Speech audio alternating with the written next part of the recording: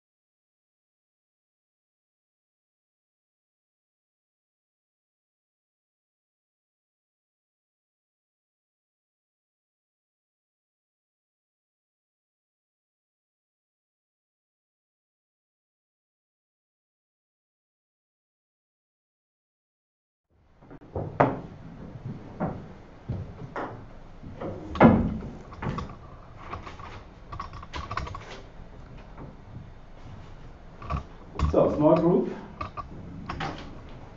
Then we can also put some chairs away.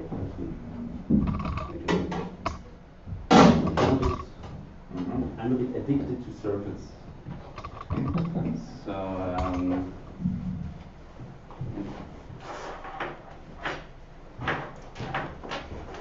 yeah. And I'm now it's an environment for me which I'm not used to, so I have to adapt to it. And this is also part of my mentoring perhaps. I'm a hypnosystemic coach, whatever it means. Mm-hmm. And I'm looking very much to the teams, and so perhaps we have to more or less negotiate now. I have to negotiate with you three, so because I think you are more or less just here for learning or something, or for supporting. Hi. Hello. How I can be helpful for you, and we are completely open. This is the reason, as I always freestyle. What I can do for you. I'm not so much in favor to give frontal presentations, because I think the most important thing in startups is listening and having interactions. And I'm very much focused on the teams and on the interaction with the customer, or with things which are happening in the room. And perhaps this first phase of the beginning, what happens in the room now that I was entering and said, well, I would like to change the setting, is already part of what is important for me, that I always look to the context. So I say the context is more important than the text. The question is whether this is today helpful for you, because I understand that you are now close to demo day, and you went for, I don't know how long, 3 months, 4 months or something like this now in this program. And perhaps also you have a bit tension. So first of all, I appreciate very much that you are here today and say, okay, come on, let's sit here and let's see what this guy can do for us. And on the other hand, I think if I see you, and we were just talking about you and you come from the company, so there's so much competence in the room. So the question is, what do you need from me that can be helpful for you in this phase of today and in this moment? So perhaps we just make a short round, but perhaps I start just that you understand and see whether it works. Where I come from, I was 40 years a manager, so I was starting my career with Höchst, which is a company which is not existing any longer. And this is also an interesting experience. It was an experience for me. Höchst was in the 80s one of the 10 biggest companies in Germany, and was one of the biggest chemical and pharmaceutical companies in the world. And they were not able to survive. And they had also 400,000 employees and were a big company. And then after this, I founded a TV station, which was also an interesting career. And after this, I was founding some networks, and that was more or less part of the ecosystem of Baden-Württemberg. We're building up an innovation agency, which was connecting all of the different parts of science and business and public in the public sector. And now, since 2 years, I'm more or less a freelancer. I'm only, I say I'm in workation. I don't know whether you ever heard this word. I like it very much. Workation. So in workation, you can write it with C and with K. If it's more work, you write it with K. If it's more vacation, then you write it with C. This is my website. How can I deal with uncertainty? And I'm also a business angel because beside my management career, I had a family office for my family, and I'm now investing quite a lot. I'm investing in Estonia. This is always if I hear this sound of voice, then I ask where do we come from, because this is quite close. It's an accelerator in Tartu. All right. So this is the accelerator. In the accelerator, I don't know. I see more or less in 1-2 years 40, 50 teams. Then I'm invested in an incubator in Hamburg, which is called Hanse Venture, which is a very successful company builder in the internet sector, SEO, also hybrid models. And then I'm part of a program of a company here in Stuttgart. It's called Activator, and there we are a company builder for corporate startups. So we work really for all the big companies, Bosch and NBW and Fischer and LBW and Mahle and Porsche and Recaro and Stihl, also Mercedes. In a huge program, we develop leadership, high potentials, and we more or less ask them to build companies and act like a company. So all around, I see, I don't know, around 300, 400 people, and I'm very much team focused and people focused. So I have this magic triangle, and okay, there's the product, this is important, but this is the team, and this is the customer, and the interesting thing what is happening here in the system. So I'm always looking to the system, looking to the context, looking to the issue of co-creation and of culture, and I have this idea. So I don't know whether you know Peter Drucker. Culture eats strategy for breakfast, he said, and I would say culture eats everything for breakfast. So we say if you start full power with the business in the beginning, then the cultural problems will increase and increase and increase. And so it's much better to look also to the culture of the teams and of what's going on in the team, what's going on in the context of the team, and then the business development will increase. And this is a perspective which is, from my point of view and our point of view, very much underrated and underestimated. Because if you look to the teams, and if I come to the teams, in every phase of the development, also then of the companies, if they increase, it's always the question, what's going on there, what's the culture, how do they talk to each other, and this is also my more or less my first intervention, that I say this is bullshit, yeah, because there is no energy flowing. You have your this is the normal, even here it's a normal meeting, so you come in, you open your laptop, then you hide behind your laptop, you don't see each other.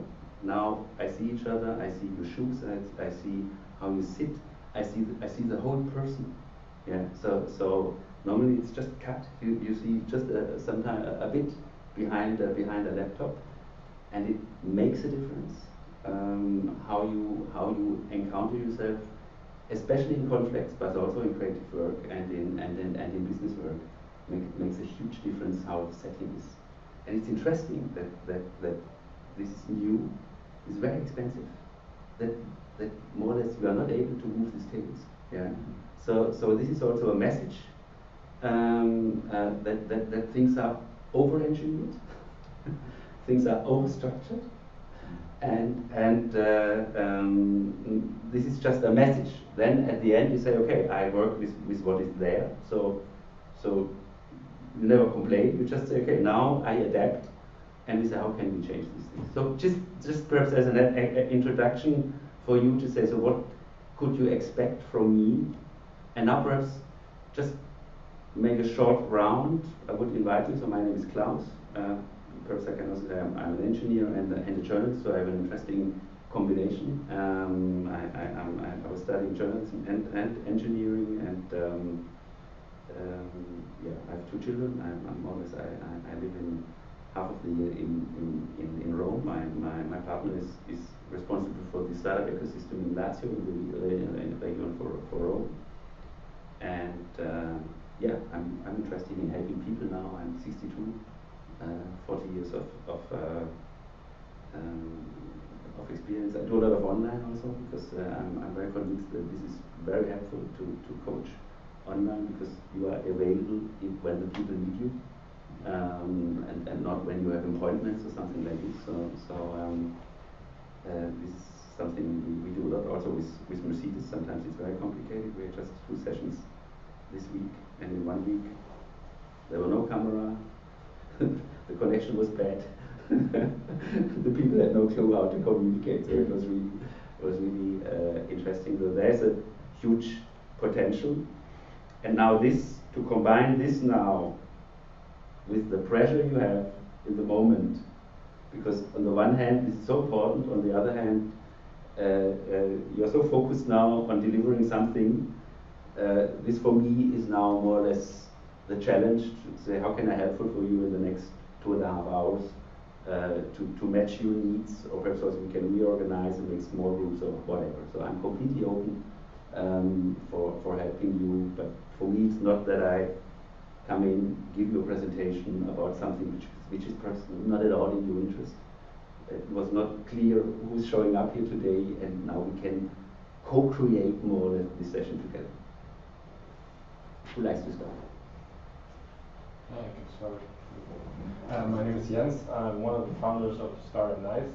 We are developing indoor navigation systems for autonomous intralogistics, and we're currently still very young because we were founded at the beginning of the year, so 2017. We're still 4 founders and 2 students who help us with our technical development, and we're working all together in one office.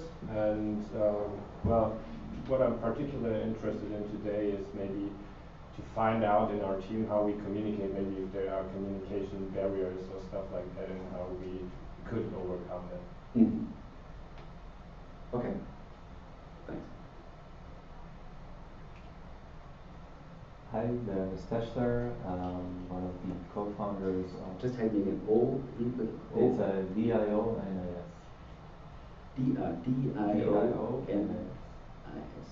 That's okay. Dion. If you want Dan, if it helps you, you go with Dan. I'm one of the co-founders of GuardNox. We're an automotive cybersecurity company. We're based off Israel, not in Tel Aviv. That's the next question. If we're based in Israel, we must be in Tel Aviv. Well, so, because it be Beersheba or somewhere else. No, we're not in Beersheba. It's like 40 kilometers from Tel Aviv because we need space for a garage. Okay. And in Tel Aviv, it's pretty expensive to start the garage. We're recruiting towards 15 to 20 people now. We're sort of past round A. It's a long story. I haven't really got a chance to think about what I'm looking for from today because it was so busy in the previous days that I just happened to find myself today in the morning here. So it happens sometimes because that's what you and me both. That's what the calendar said. So it had to be. I'm sorry, it's not nothing personal. No. But anyhow, but you allowed yourself to kind of luxury time, I would say, today. So because perhaps you have also a lot of other things to do. I don't think it's luxury time. I think that the time you spend listening to new things or learning new things is a very important time. I wish I could invest more in it. I just didn't get the chance to think about what I want to get out of this session. Okay. So perhaps as you hear the others, normally the interesting question I ask, how could you notice at the end of this session that it was helpful? This is a very good question because you put yourself active in this role and say, well, what could be So, and then you can connect also to yourself and say, so how could I notice at the end that it was helpful? Perhaps you can just tweet about this some minutes. Perhaps we can come back to this. Who wants to continue? So I'm Sonia, I'm here for mentoring.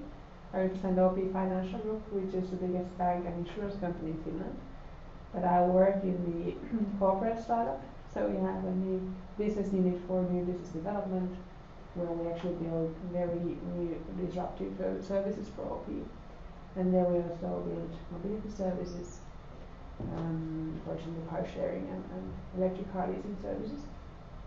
And I have a background, well, I'm also an engineer, but I've been innovating a concept of mobility as a service, which means that like all transport modes are in the same service, in the same platform, where you can freely decide based on your preferences what travel modes to use.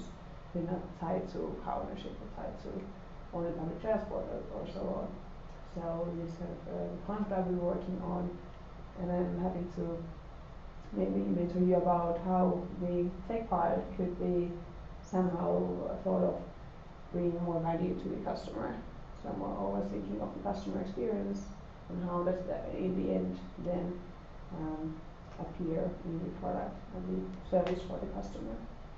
And we are a plug and play partner in Silicon Valley, so that's a link to here as well. What could be interesting for you in this session now? Yeah, here. Well, of course, get to know the startups today.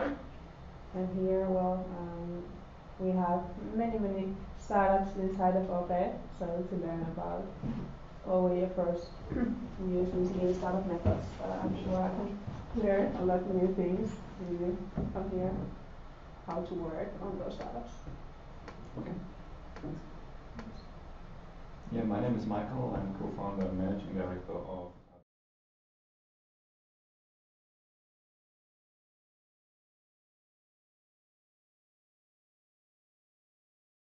cognitive systems and artificial intelligence systems. The cognitive systems are humans, or that's we, and on the other side we have the artificial systems, and we bring both together. The key technology is eye tracking, so we are over in the data analysis software with which the eye movements can be analyzed to train artificial intelligence algorithms to better understand what a human wants to do. The product is ready for the market, or going on the market. The background of why I'm here is it's a typical scientific spin-off. So we are all PhDs.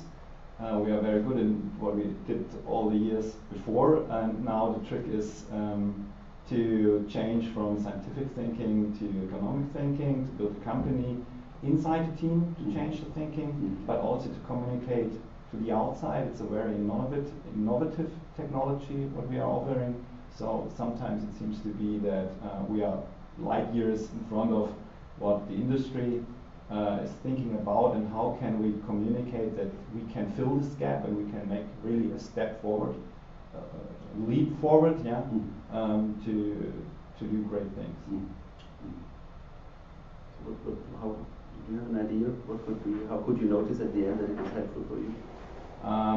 Perhaps some new techniques how to solve conflicts in the team. We try to do that very transparently. Some techniques for that, but perhaps you might present some new techniques for that.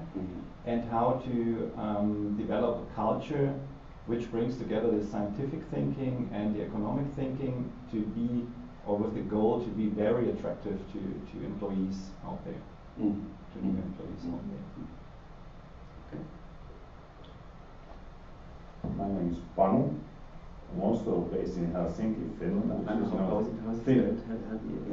My name is Panu, P-A-N-U. Panu, okay, this is interesting. Yeah. So Finland is, well represented here since Sonia and I both here. We first met actually at a meetup last month, right here in Stuttgart. That aside. I'm the CEO, or founder and CEO of the startup Fibers.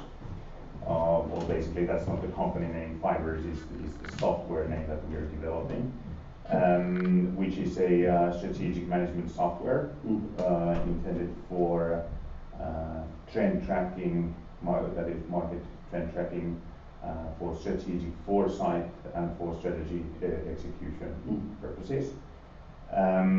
We are at the moment building up a really new big version or big release that will be shown at the Expo Day, by the way.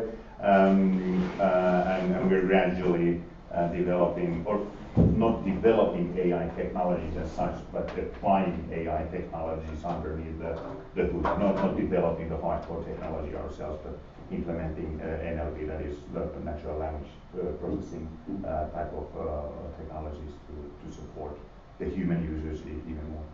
A couple of my colleagues are behind the camera there. Heli and Nina especially, you can write questions over to me, because considering our team culture or discussion, I couldn't be happier with that. Really, honestly, we're a really small team, but I'm the wrong guy to ask. Really, should be asking them who are there. So I'm the wrong guy to ask there. Obviously, I couldn't be happier. But for some of the expectations, or at least new ideas, you have the triangle there. Yeah. The product, the team, the customer. And for a customer of ours to get the best value out of a software or a platform such as ours, they need to be changing their way of working. They need to be sort of investing into more transparency over and sharing of information of their market understanding and their ideas, their insights, their commenting the corporate strategy, and so on and so on. Our greatest risks today involve making a great sale of the software, getting a customer who's willing to expand the use of the platform to hundreds of people or even to thousands of people. But what if they fail in getting the people engaged? Because it's also a cultural change at their end. We are a small company, and we are aiming to deliver the software even globally. Even today, we've got experiments going on in 30 different countries. We absolutely cannot scale ourselves to be the facilitators or the helpers of such customers all around. Perhaps we can support in some other way. Perhaps we can partner with local people such as you or whomsoever. But that's basically my key question, or the focus of perhaps new ideas on how to get the customer personnel more involved, more engaged. There you go. And Nina and Heli, like I said, please do send me questions if you wish. Since we're here, Okay. Okay, so it's I recognize a bit a connection with you. I think you are very experienced in management and things like this from your career, but also you are interested now in perhaps some intercultural things. So I would like to start with a little exercise, and I call it the 2+1 game. And this is the reason with the camera and the streaming, it's not so fitting for us now, is because I would also like to bring you a bit in a dialogue with each other. So perhaps we could have 3 groups of 2, so perhaps we do it together, because we are a bit outside of, and perhaps you and you. And the idea is, I give you a question, and you answer this question to the other partner. 2 minutes, and there's a structure. I help you with the structure, and then the other partner gives a feedback of what he heard and how he felt when he heard this. So what was impressing, what was moving you, what was touching for you, what was completely new for you. The tendency should be an appreciative feedback. So what was on the potential side, what you heard, what was unexpected, And this is 1 minute, and then we change. And then the other one gives an input to the same question, and then at the end, again the other gives a appreciative feedback to what he heard and what it made to him.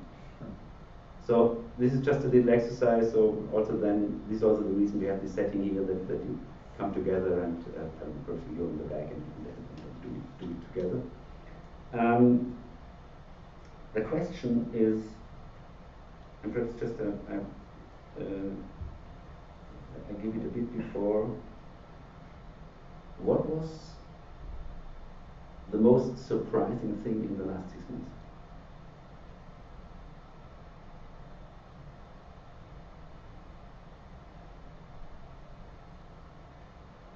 The most. There were so many surprising things. So announce the most, Okay. perhaps surprising and unexpected. Yeah. Okay. Can we do this like this? So now perhaps just group up. Perhaps we go on the back. I just make the timer. Perhaps also who will send. Okay, so then, okay, you do it, then do it. We do it together. I just give you make the 2 minutes. And Sure, I'm just thinking. or you can put I don't know how you organize yourself. You can also stand up. So okay, the 2 minutes. Yeah, Well, first, your car sharing 6 in month Finland? period. So I think that Yes, the most surprising thing My was last 6 months has been really companies business that focused. do I'm a founder of two and all of them. You're all about time, or you the know, amount of from engagements In we terms had of the biggest surprise, that's business focused. So that's been really hectic. in the last the number of I think the most surprising thing has the been outputs of people that we were first. find out exactly what's the right Somewhat time. during And that the also 6 month supported period. me on comprehensive decisions of to move solid. on. So Our there are other engagements, but right we now, because we know that there's already the right time. Even with this program, For all of us and mutual connections. Ended up in this for us, it has been really fast pace. We ended up exceeded all the expectations of how much would be. Really good But customers. they were So that was there. surprising. Giving feedback on our And required a lot also of we didn't adaptation for us. What was the best? Certainly the most surprising change. A lot of We don't work. get a big call from time or every to use. That's about it. Yeah, good. If I had 2 minutes, I would. And now I have to give you some feedback. That's really Cool. And really happy. Yeah. Obviously, since If you want to, after what you want to share. just been It seems that following this engagement on that, here certainly gave you a lot of energy. Yeah. So positive just like surprises. how you That work. look like now. So you have Good. this It's glowing, yeah, you have this glowing eyes with a lot of positive energy. This is great.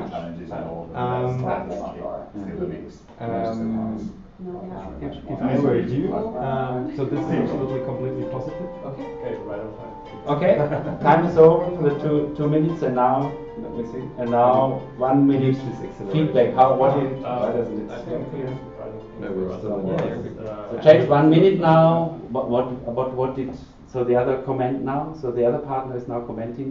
Did you He's understand? commenting now. Yeah, on what he heard. What I Yes, just yes. told. Just for 1 minute. What did it you? How did you feel about this? Okay. Please be kind. Yeah, so we changed the rules. It's interesting.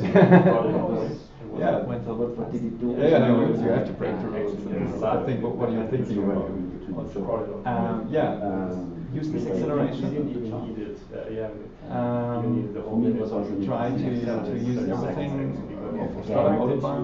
We're not concentrated only on one partner at Startup Autobahn because we were part of the program one at Startup Autobahn, and there was only Daimler as a partner, and now there are so many more.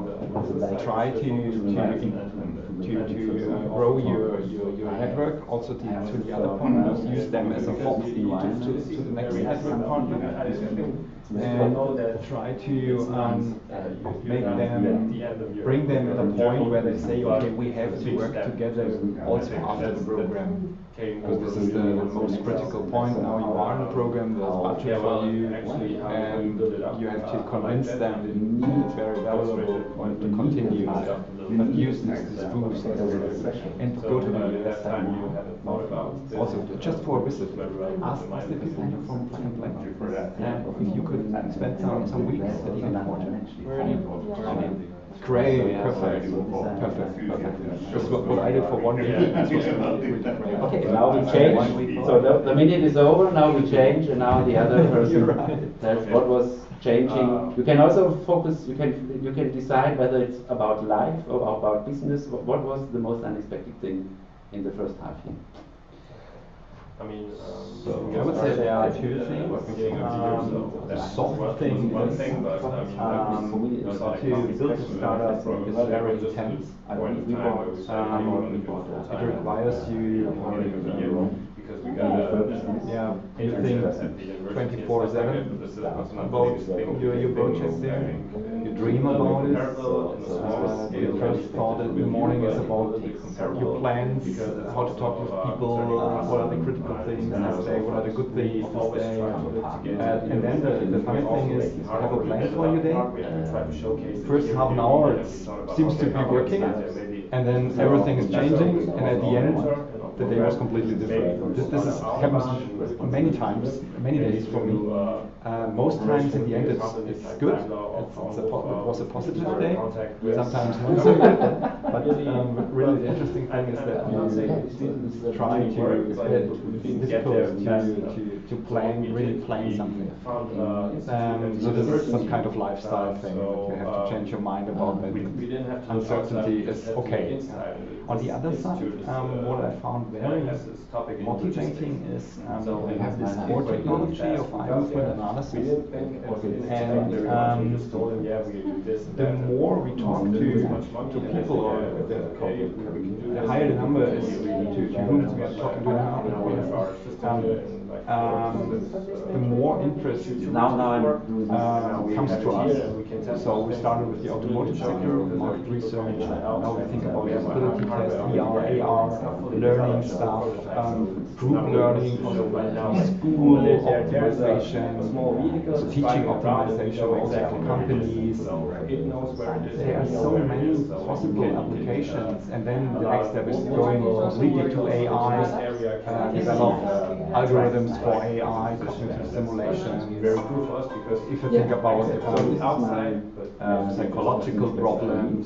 So now we change again. 1 minute. It's feedback. What did you hear? What was touching for you? What was making something with you? Just 1 minute. So, try to start from the first statement. So, the first statement, I know what you mean. I had this transformation a couple of years ago regarding the fact that life is what happens when you're busy planning.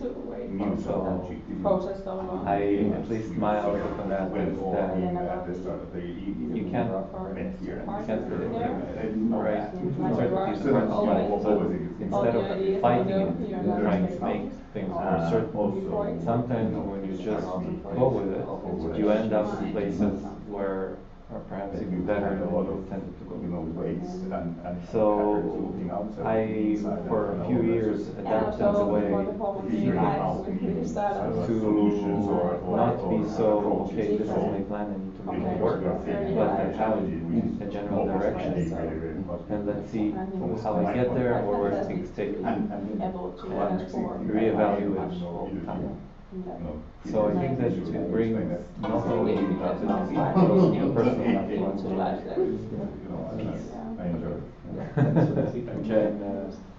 Okay. How old are you? I'm 30. So now let's talk about usability. So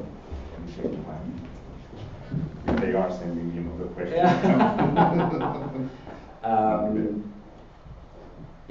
How was it to give this feedback? How was it for you?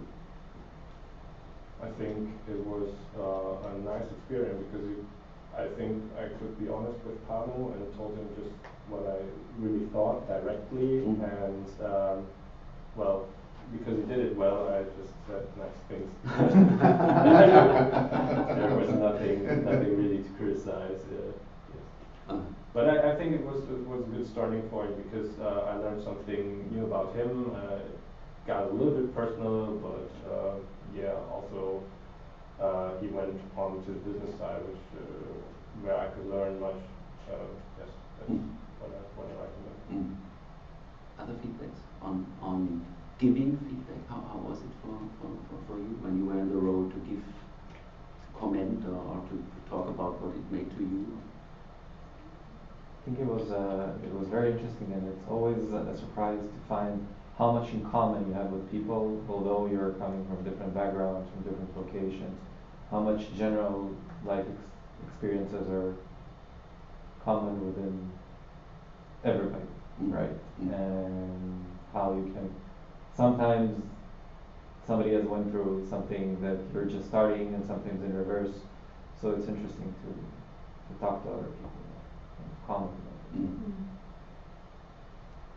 However, it's much harder to give feedback on the personal things than the business things, because of course giving feedback or commenting on the business side is just normal work, but then you're not really allowed to judge or comment on anyone's personal decisions. Is it also a cultural thing, perhaps? I know. From where Yeah, you come from? probably. Yeah, probably. Yeah. So, because I'm quite often in Estonia, they don't like to talk so much. The further up north you go, the less we talk. Yeah. Me and Sonia, we're exceptions, you know. But it's just the two of us in Finland, you know, talking. You should come to Israel. They'll stop them for everything. Mediterranean. How was it to get feedback? How was it to get feedback? I think overall, you know, on both sides, you know, in this situation and even on a broader sense, I suppose, you know, people still tend to keep a lot of their own thinking inside. They tend to feel that if I comment on something or whether I ask something more, it should tell something about me that perhaps I didn't understand it correctly or whatever. And I think just, you know, being more open about, you saying this to me makes me feel like this. You know, it doesn't only help me, it helps you. So how was it for you personally? How was it for you personally? Right here, right now, I think it was, you know, pretty cool. Well, the same thing, you know, vice versa. He was almost saying good things and making a great point, offering, you know, new information to me about him and his company and so on. So, you know, it was, you know, pretty nice to comment on something that is that nice, obviously. So yeah, how did you perceive this? What I've learned during building our Blickshift is that it's very open. It's very important to be open to feedback. Yeah. What before that, for the last 2 years, what I was very good in was to give people feedback. I looked at them and I've talked to them, I asked them many questions. This was also doing supervising my students during their master thesis and so on, and to bring them through that also on a personal level to help them to be motivated. They had some problems to talk with them. But the critical point for me was if somebody else gave me a feedback. And if you start a business, you think this will be the big thing and you only know how to do that because you have developed the technology and you know how to do everything. And then people start to try to help you. Yeah. And what we all three in the team have learned is that also in discussions in the team, if the PhDs are discussing with each other, this is very interesting thing. To hear what the other is saying, to listen, on an objective level, so not on a personal level, and then to sleep one night over it, and then try to bring aspects of that into is this possible? your things. Is this possible? Listening on an objective level. We have to talk about this. Listening what did you say? On On an objective. on an objective level. Don't ask me about grammar about that, but No, but it's this is quite important. We have to talk about it. Okay. So, but today, how was it exactly in this moment when you got the feedback? I was surprised about the feedback because this is like vice versa what he said. That there are so many things in common that, for example, they are now in the second program of Startup Autobahn. We've been in the first program, so I could give him some experience about our experience, what he should do to be more boosted during the program. And then he gave me back his experience because I like to control everything. Okay. And he told me that his change in the past, in the mental way, was to allow uncertainty. Okay. To allow that this is okay. Yeah. And this was very impressive to hear that from him. Yeah. And we are more or less the same age, so it seems to be not a matter of life, some kind of how many years you now old. Yeah. So, what do you think? Is there now another energy in the room after this? The other relationships? Do you have is there a relationship? It's been a half an hour and we've done two things, physically moving and talking. You need to do that if you're trying to get a group involved. And if you calculate the pure time is 6 minutes. Yeah, it's 6 minutes. Normally I do it in groups of 3 because this is even more sharing and more interactive. And then it's 9 or it's 3 times 3, that's 9 minutes. And this is so powerful because you exchange so many things and even then because you're surprised sometimes. Normally if we don't know each other so well, I start also with this question. I say, who am I and why am I here? So also there, but you can do it with a lot of things. And so this is one thing I just want like to give you. This is also there is in the Scrum area you talk about these check-ins and the check-outs. This is a bit similar, and what I'm especially in this corporate startup program we have mixed teams. We have mixed teams from employees from corporates and from startups, and these are really different worlds, and they learn over the program that it's so important because before they start to work together. Every day, more or less, they make a short check-in. They just this check-in means just where do I come from and how do I feel. Yeah, perhaps also you can, and then if you like, you can add what do I expect for today. This is a very short thing in small teams, and it's so helpful. Somebody comes and says, "Well, I need sleep tonight, and my dad went to hospital, or I had a car crash when I came here, or I was talking." Just to so this is because I said listening on an objective level.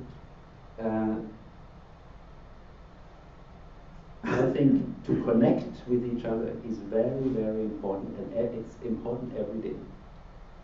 So because then you learn about each other, and then you have an idea also, and it's even more important if you do online meetings.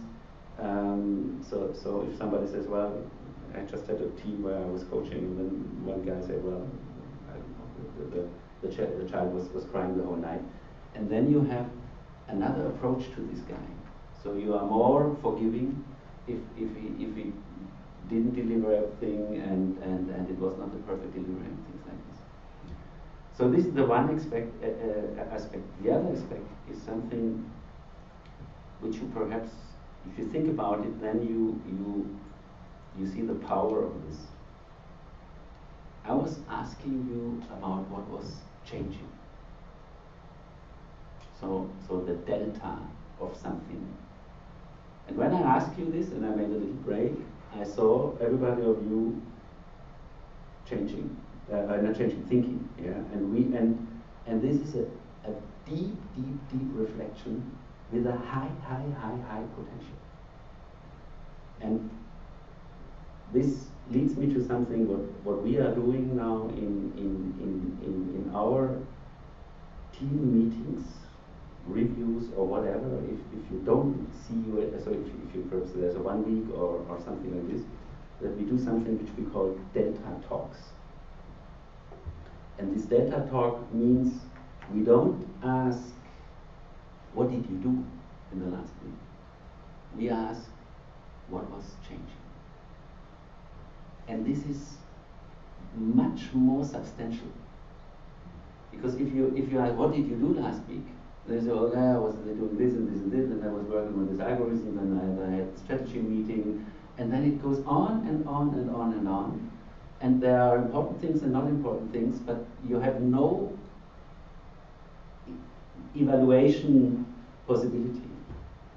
So if you say what changed, and then we add 2 things, and it needs a bit of experience and it needs also a bit of guidance, because people tend again to switch to this reporting mood. Then to say what changed and what was planned and what was unexpected. Now we are in this uncertainty area, yeah. And this is very, very, very powerful, that you always ask for the difference. So what was changing in the last week, in the last months, in the last year? We have I can just show you, we have a canvas for this. It's called the Delta Talk Canvas.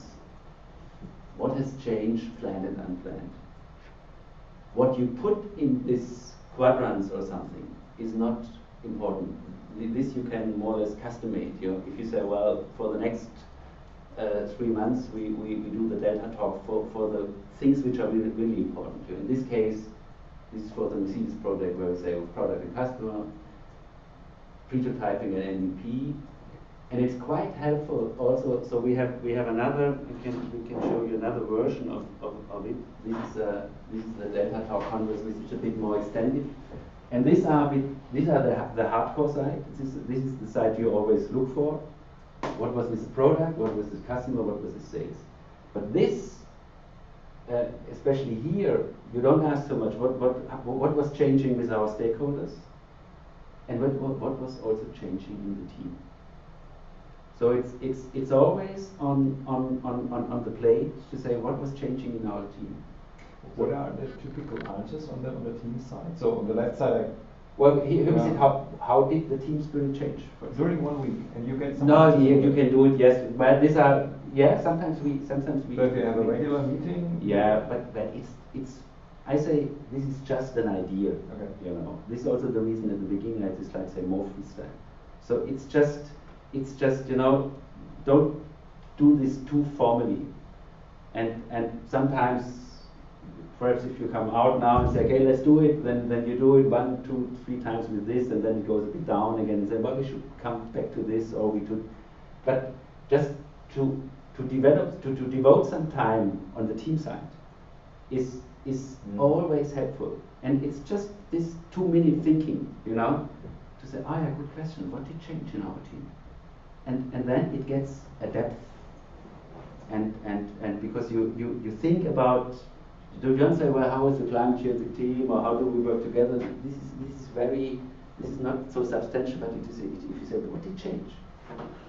The team spirit, or did we have some change in our roles? People also ask, how do you feel on that? Absolutely. This is what we did when really big things are changing. Yeah. We're doing a walk.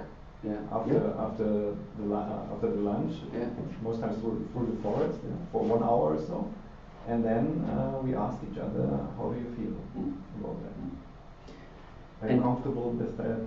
Yeah, absolutely. But this is also a good question for the checking, and it's also a good question for the end of meetings.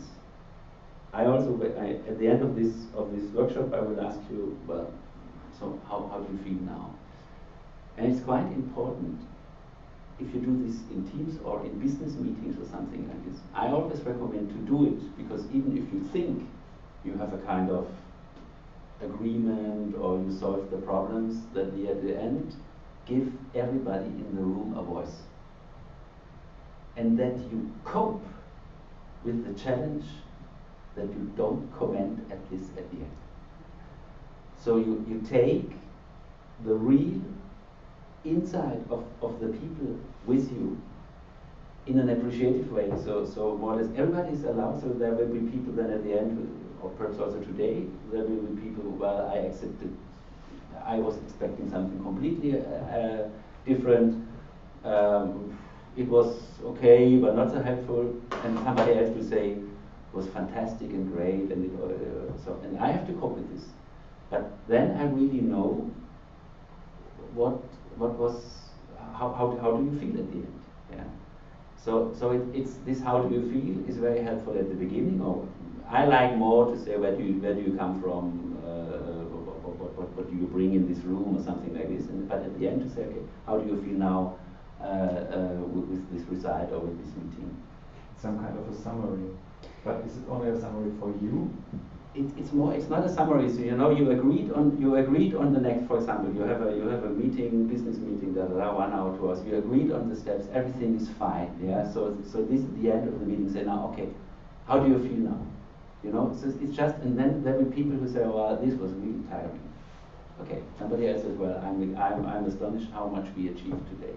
Somebody else will say, oh guys, I'm really tired, and sometimes. So it's not on the level on the decision? No, it's on the personal level. It's on the personal level. This is so helpful because then the people become visible as persons, and they are allowed to say everything. Yeah. And it's also helpful if you say, this is a rule, we don't comment on this. You can say what you like. And then everybody has to go out and everybody is visible for you. So this is on the feeling side, and Anu on the customer side. This question of the change is also a powerful question, because you were saying you were thinking a bit about this, how to include the customer and how to co-create. Did I understand you right in the beginning? Or? More or less. We perhaps I rephrase that. Perhaps it's not in the scope of this session, but my concern as such is the focus of the problem or the challenge is not that much in if I've got my sort of key stakeholders represented in the room with the customer. We got a good discussion ongoing, and given that they perhaps even already bought our solution, they themselves are really committed, and they wish to have their say, and then it's a sort of co-creative sessions overall. But the real challenge for me is the amount of people at the customer side that I never meet myself, or how to offer the support for my key contact at the customer on him to be able to convince and to engage even hundreds of people in a new way of working and thus using our system as well. That's basically the core problem. How can I help him to help others? This is a big difference, and I'm finding we're not going to go there. There's no quick solution. No. But what I want to say is in this magic triangle with the customer. So you always tend to sell your solution to the customer, especially in the development phases, more in these early phases you have, and then you say, well, this is our solution. What do you think? But sometimes, and also in changing periods, it can be also helpful to have much more open interviews where you also ask, or also included in very straight interviews, that you also ask what was changing in your environment in the last 6 months. So you get a much deeper feedback, because he starts to think really about his reality. And the challenge in the customer interviews is always you fell in love with your solution, and you don't work enough on the problems of the customer. And this asking of the changes, of the deltas in certain areas, makes him think in another way. You know? So this can be really, really powerful because you get another kind of access. Yeah. You don't have these closed questions. You have really a dialogue. Yeah. You have really a dialogue with the guys. So in this context, I would like to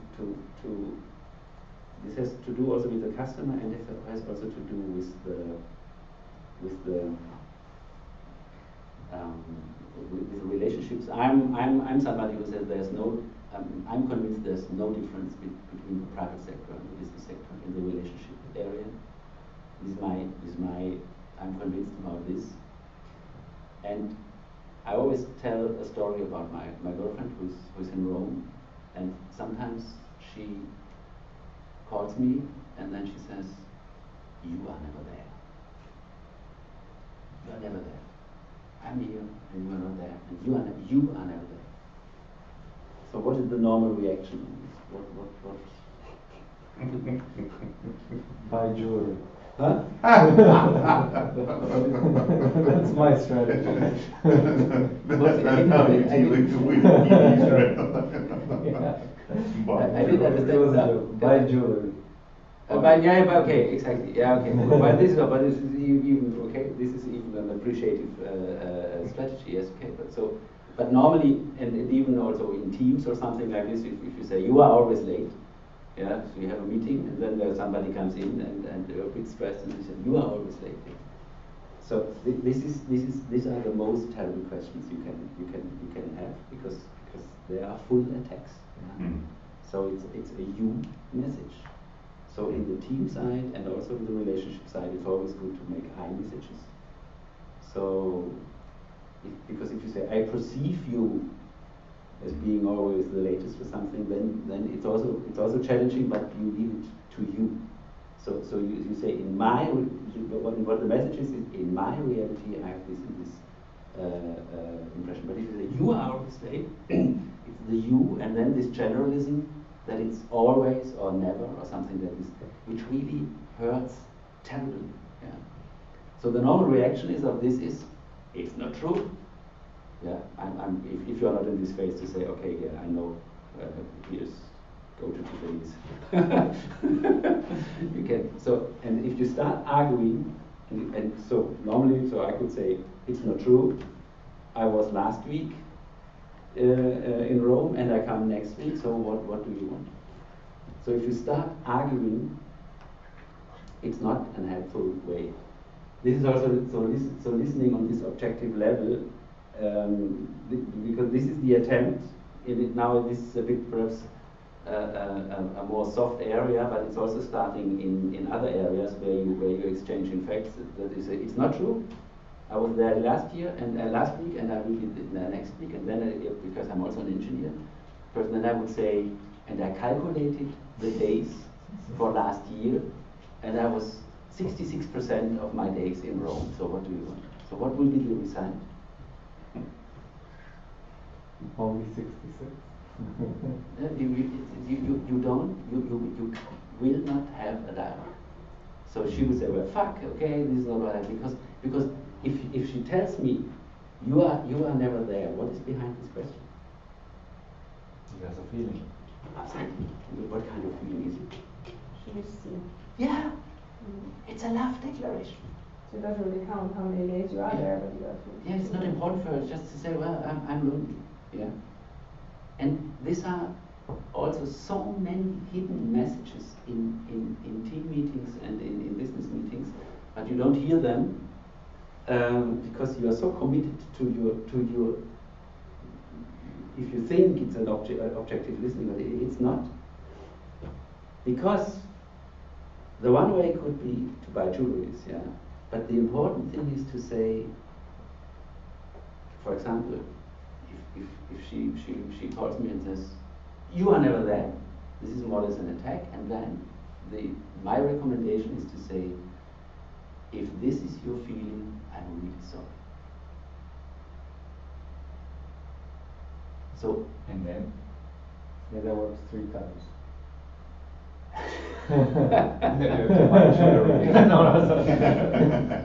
Next level. but sorry, no, this was the wrong one. Yeah, I'm not sure.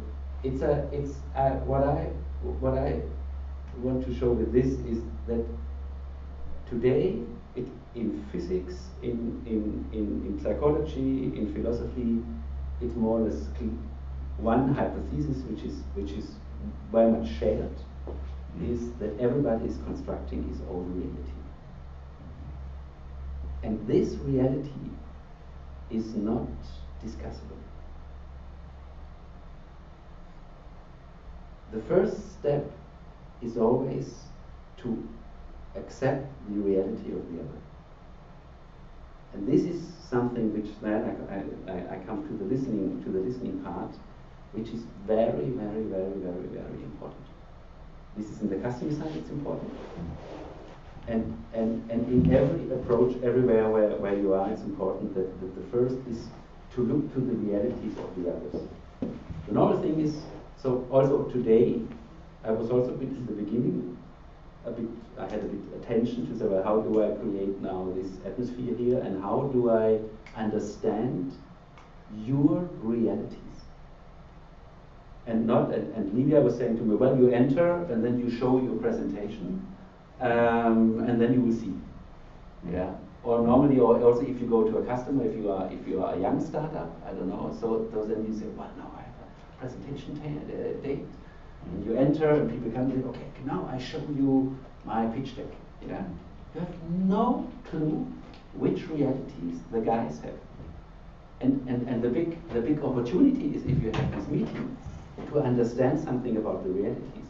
But quite often, and the young teams we have, most of them miss the point because they show their reality and don't understand where people stand.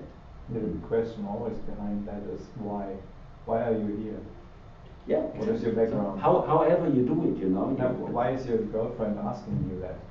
And then if you have this mental picture, yeah, and you don't see it as an attack, and you try to get behind the curtain and try to think about the motivation why she asked you that, yeah, then you find the way. I like your way also with this sentence. I'm sorry about that, if this is your feeling. I think the next step is very important, that you appreciate that you show the other that you are with her or with him. Also in a business meeting, if he's a little bit concerned about what you're presenting that, because then you might ask, it seems to be that you're a little bit, that you have some questions, or I didn't completely convince you. Could you tell me what you're feeling about that is? And then you try to reflect his mental picture in yourself, try to understand him. But the next step is, I think, very important. How do you go the next step? When you say, I'm sorry about that, and then? May I say something? Just because, a couple of things are, been building up in my head, and I need to say something, just a couple of points. Probably I'm going to get back to what you're just saying. One, first of all, I had the learning of saying you're never here, or that you're always to blame about something or whatever. We had an agreement with my wife years and years back that we just start that sentence by saying, I feel like you are doing that. And we've been doing constantly, and she is still my first wife. We've been together for 25 years, so it really, really works. And there's been things even lately, but it just helps so much in starting even the most difficult, discussions.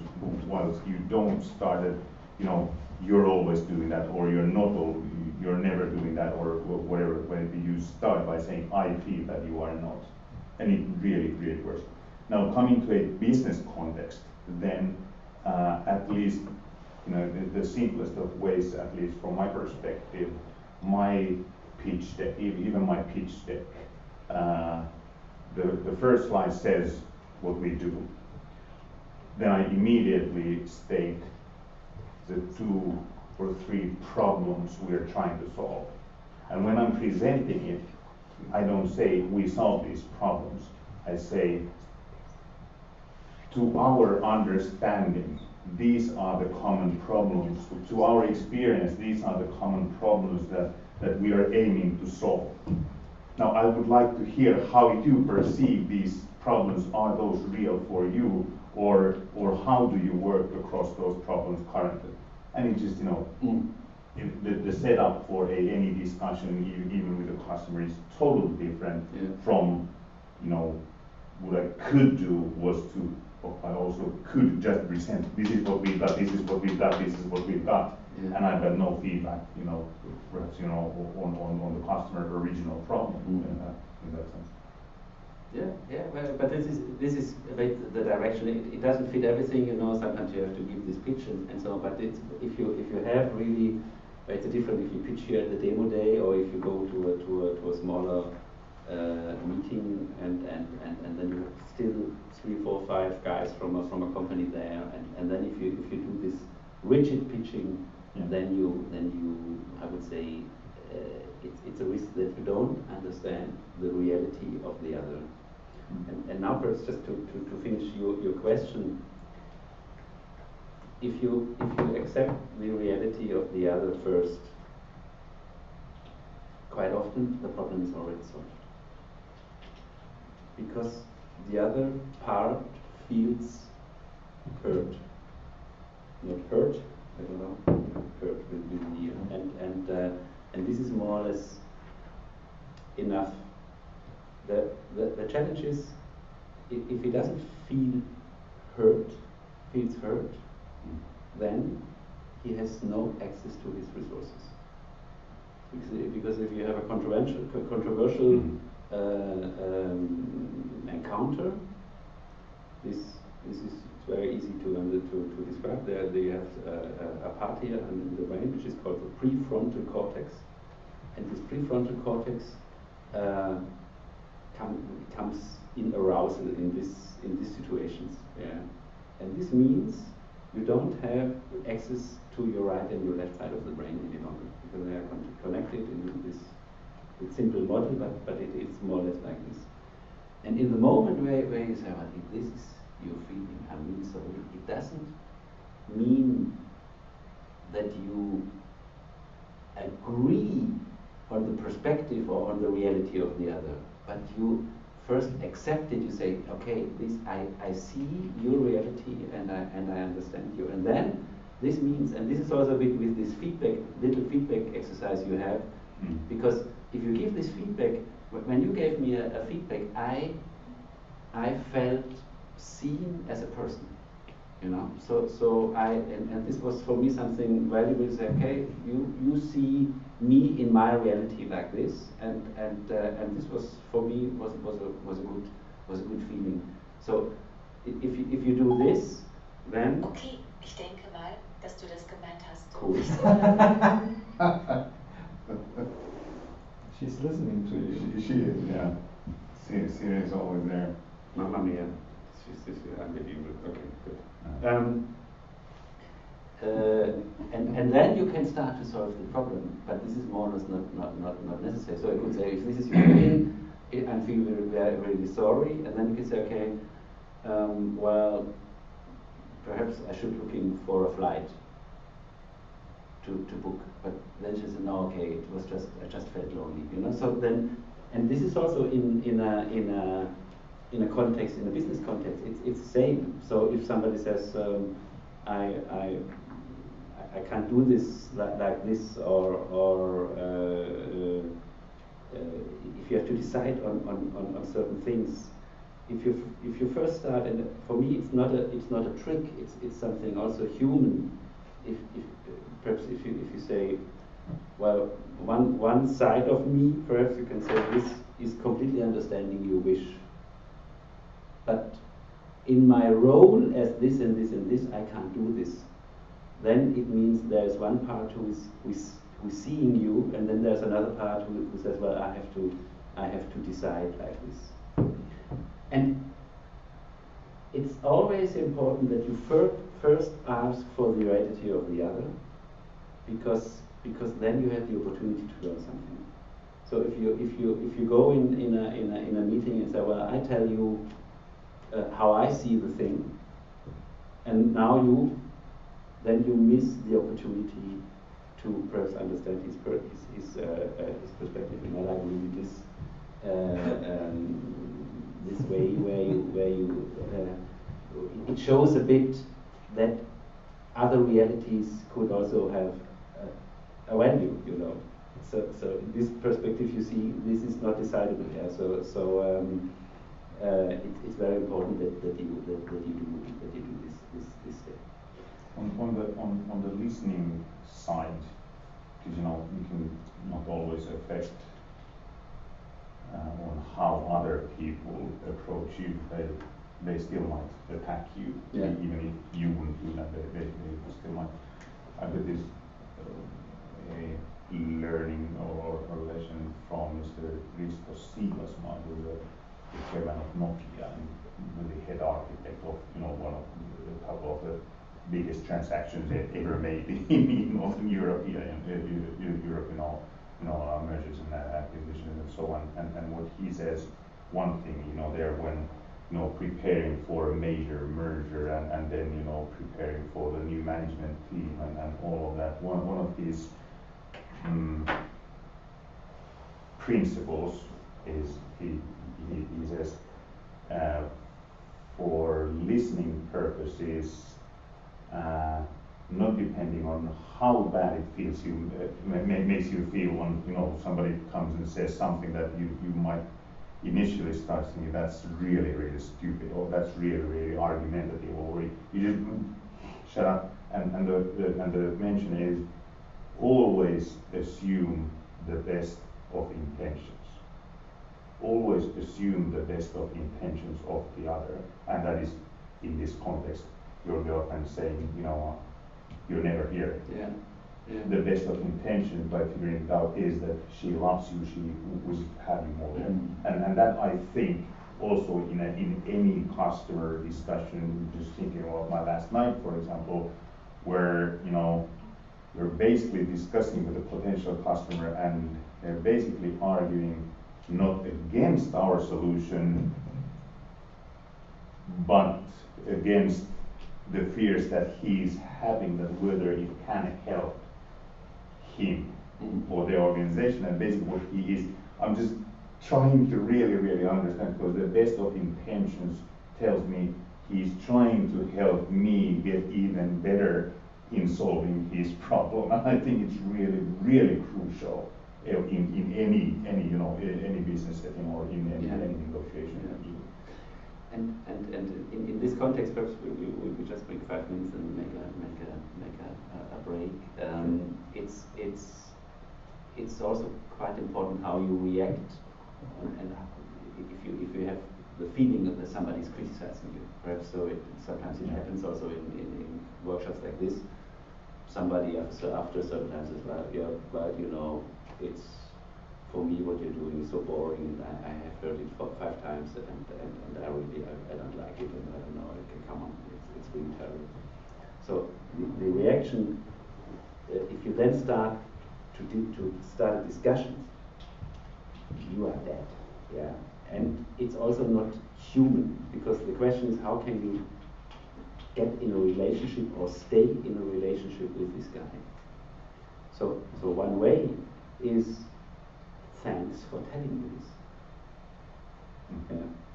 Thanks for telling me this, because so I understand better where you stand, and I invite you to do this also in the future, because it helps me to understand. And this is for me it's important, because I'm a hypnosystemic coach and a person-centered coach, which is coming from the positive psychology, where the question is, how can I stay in relationship with somebody who gives you this critical feedback? And if you start to argue or even to become angry or something like this, or argue in a way where the other one perceives that you are angry, you cut the relationship, you know. And if you are able, which is really challenging, yeah, but if you are able to react like this, then there is a possibility that you still get access to him in another context. So, for example, it happened to me once, and there was also a guy who was saying, I said, thanks for doing this. And then after half an hour, I was coming back to this and said, well, when I got this feedback from you half an hour ago, it was really challenging for me. Yeah. And then he said, well, okay, I was just a bit in a bad mood and I wanted to provocate you. So, and then it was okay, you know, the relationship was still acting in a positive way, because I was not accepting this invitation. So this is coach speak where we say we don't accept this invitation, you know, because somebody is invite you for fighting. Yeah, well, this was really bullshit now, and I'm bored. And then if you say thanks for telling me this, then it is so surprising. Yeah.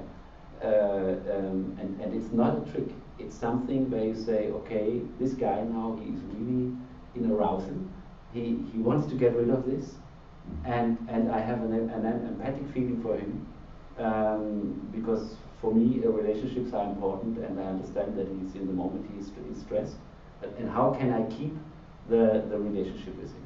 And this is the same with my girlfriend. This is in interviews. This is in every situation you have, and especially in the teams.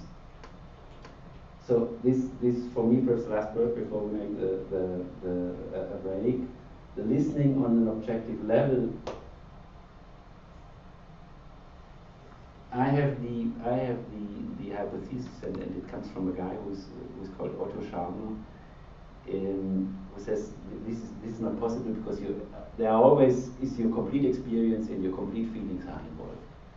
So the one thing is, what is the aim of listening? And there are two differentiations which I find very helpful, which you also can mention in some meetings, that especially in teams, where you say, well, can we change a bit perhaps today our attitude that we don't listen to answer, but we listen to understand? This is a very easy formula, because normally in a business context, and if people come in and present something, then you always listen to answer. And you say, well, where do I find this door where I can enter and say something? But if you say, well, today, and also this is the interesting thing in this structured dialogue which we did at the beginning. It was completely clear that in these 2 minutes, you really listen to understand. Yeah. So this is a very interesting thing, and this Otto Scharmer, perhaps just to elaborate this a bit more, because it's really interesting. He says, he says, I don't have this I haven't found this slide. He says there's 4 levels of listening. The first level is downloading. He calls it downloading. This is listening, and you only hear what is interesting for you. So you only hear what is confirming your already state of mind, your status. So you just look for confirming things. The second level.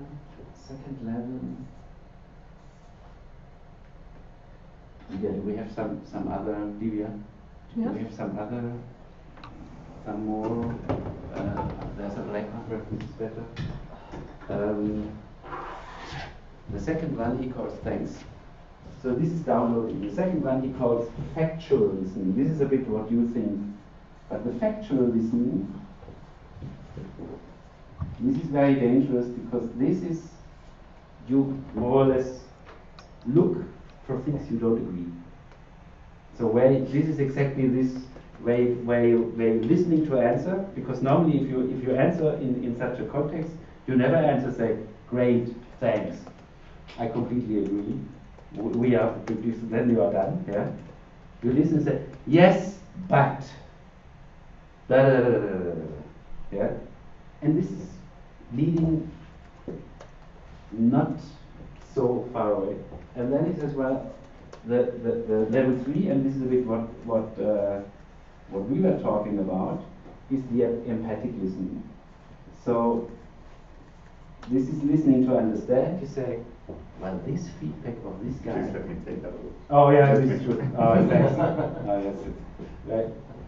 No, We're all worried. I had a trainer and I made an account in America, and there was a guy, he was 80 years old, he was in charge of this, and I did something for him, and then he said, Klaus, you have an educated heart. So thanks for I think Fabio, you have an educated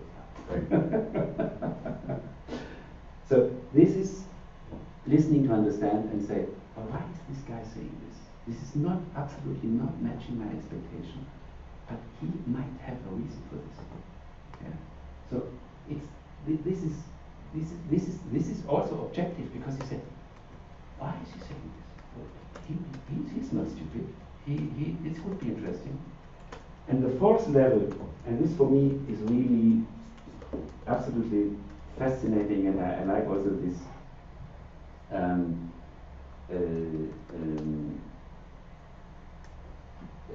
this formulation.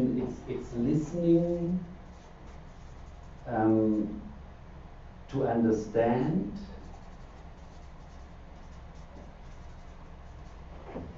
the now emerging future.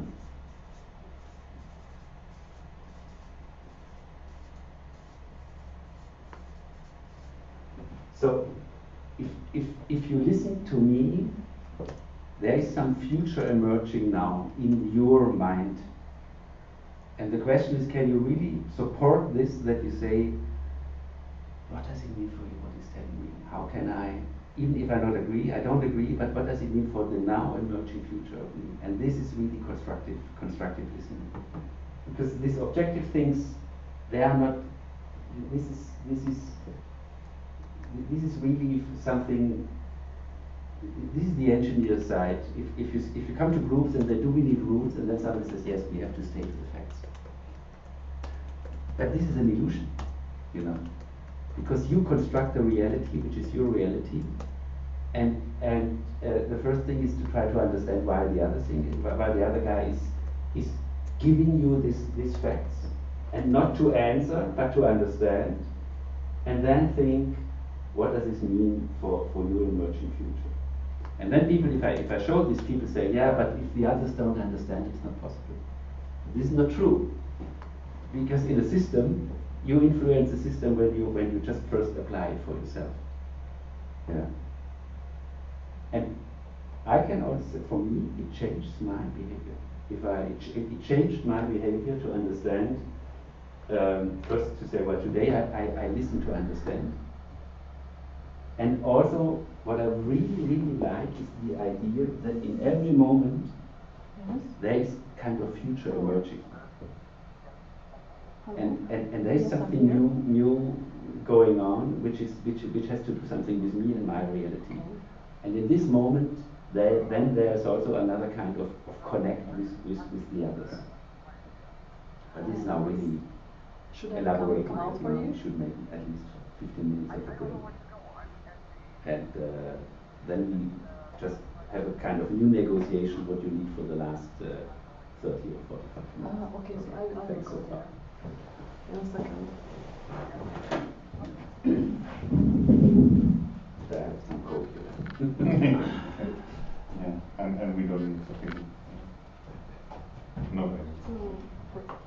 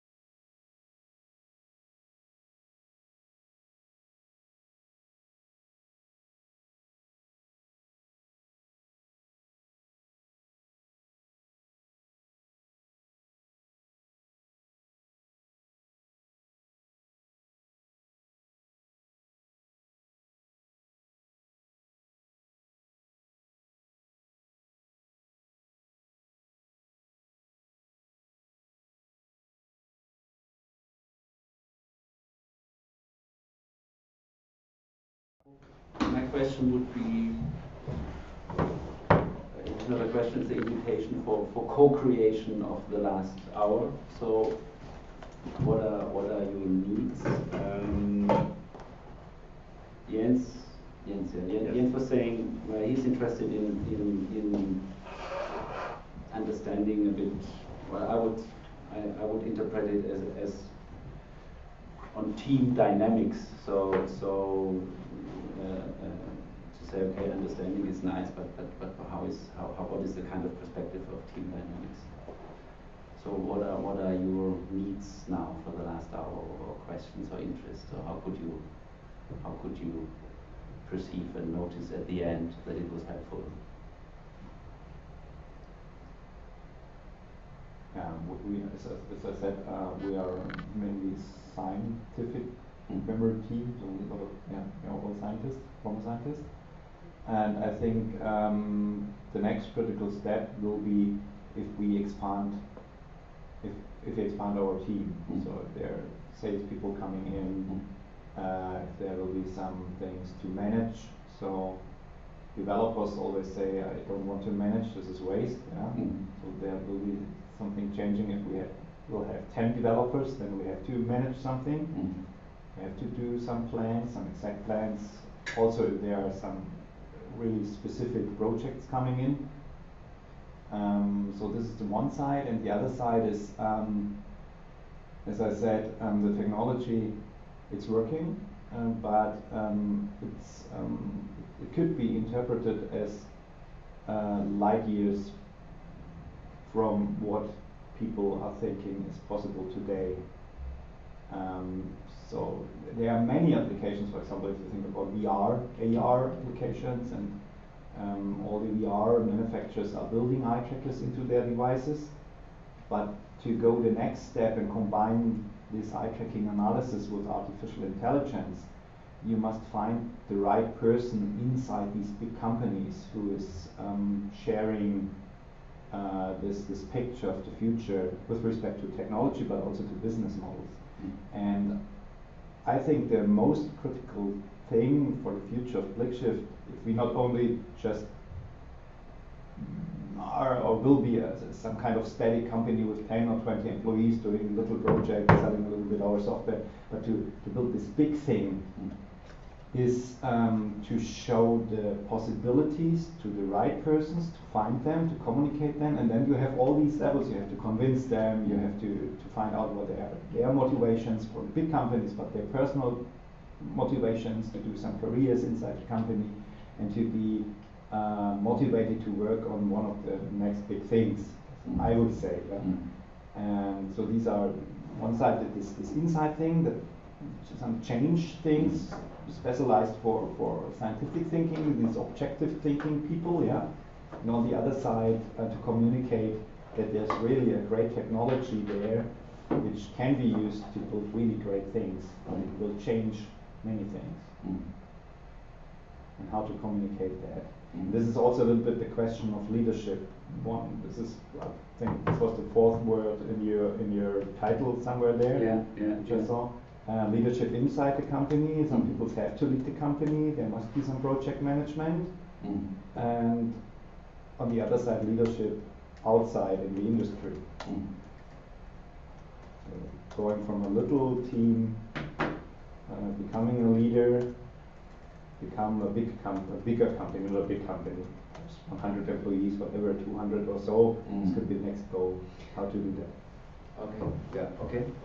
There are many questions. So just take one of them out and manage bringing that together with the other things. You're doing a great job. I like your workshop. Okay, perhaps I offer you something. So, 2-3 more feedbacks. I'm trying to see the now emerging future. But just getting quite a lot of confirmation on my own thinking. But one small thing, given that even if it's pretty obvious, but I like the Delta Canvas sort of approach that I'm trying to figure out on how to deploy that perhaps internally, but also how to deploy that later on with some customer discussions, certainly. And my colleagues are, by the way, saying that this has been a good discussion. They just said, by the way, Lydia, that they are not seeing the screen via the video, so that's the Yeah, because I cannot connect. Yeah, but this is not a houses. problem. But Not a problem, but we still. can. Don't worry. He was Don't he worry. was pulling the plug Don't because worry. I could also do it with the Can you send it later to all of them, your yeah, presentation? Okay. yeah, I can do it. Yeah. Okay, so the delta canvas. Okay, so first. So for me, I don't have something specific in mind, but I'm very much enjoying the conversation. Don't have to have a specific goal in Yeah. order to gain something new and something interesting. And for me, at the end, I think I really like the idea of not asking people what did you do, but what has changed. I'll give it a shot within our teams, especially now that we have a more distributed team. Part of it is in Germany, part of it is in Israel. So that's going to be an interesting approach, and just you learn from your surroundings what's happening. Okay, well, this is how I perceive Israel. It's very much open, very much empathic somehow. So it's what I hear from you. I don't know. So it's great to say, yeah, let's just. Happy that you're representing the good things. And now we also know how they deal with arguments with their wives. They buy children. You really have to know Sonia is No. eyeing on you, by the way. to know the crowd. Why? Is it a bad thing? It's a bad thing? Well, maybe I'm in a very special situation. It's not about the jewelry. So any special Well, remarks from your side? yeah, one comment also, I like the delta thinking, that's very good. Maybe what I'd like to discuss about the team working is that how to bring up the truth and discuss the hard topics, how is it proceeding, and How maybe to came up with what did you say? or The truth? Did you say the truth? yeah, the This truth is fantastic. I agree, true. No, but really discuss the not that positive things, how it's going, if there's some problems, but still keep up the good spirit and the motivation. So how to motivate people, but at the same time keep it open and bring up to the discussion all difficulties as well. So maybe first deal with the difficulties in an objective way, and then after that motivate people, or how should it go? So discuss all necessary things, but then Okay. motivate people as well. So on the one hand, I would like to make another exercise with you. Perhaps we can do it later. And I would also like to perhaps then to show you something which is quite new from my side. So it's also a bit an experiment, but I would like to be curious how you perceive this, which is also a bit technical. So perhaps it matches also the technical guys. But perhaps from this motivation side, I have one slide which I really like. This is about this appreciation thing. So this is create a positive environment, and these findings are from a book which is called What Happy Working Mothers Know. New findings in positive psychology can lead to healthy and happy work-life balance. But the book is not so striking. I bought it because I thought it's really worth it, not worth buying it. But what they are saying is that appreciation is the key in every team and in every environment. And what they say, because you were talking about uncertainty, the more uncertain the situation is, the more appreciative confirmations you need. So if your partner asks you, do you love me? And if you then answer, well, I told you this already 2013 at the beach of Cannes, and is this not enough? Then he or she will say, no, it's not enough. I want to hear it every day, and I want to hear it every day, perhaps 2 times. And you say, fuck, that's really. So, and this is really what they're saying, that they say human flourishing requires through positive for every 1 negative interaction, this 3+1 rule. It means before you give, I don't like this negative interaction, but also perhaps critical feedback or something, you should look for something positive. Because this is really something that strikes me. Why is it that we need less energy for criticizing, and normally in a normal environment, and we need more energy for appreciative feedback? It's much easier to say, fuck, what did you do? As to say, well, this was great what you are doing, and I like how you entered this room, and I like your attitude today, I like that you come with short trousers today because it's really warm. This I like your style. I like your quote about the jewels, and so on, so on, so on. So this, on the potential side, it takes more energy. There are some findings in research, but it takes more energy to be on the potential side than be on the critical side. And we have this mindset that it's important that growing is only possible with the critical feedback. This is our hypothesis. But it's not, it's proved nowhere. It's proved nowhere. Nowhere in the world. So the interesting thing is they say, so this is the 3+1 is in the private sector.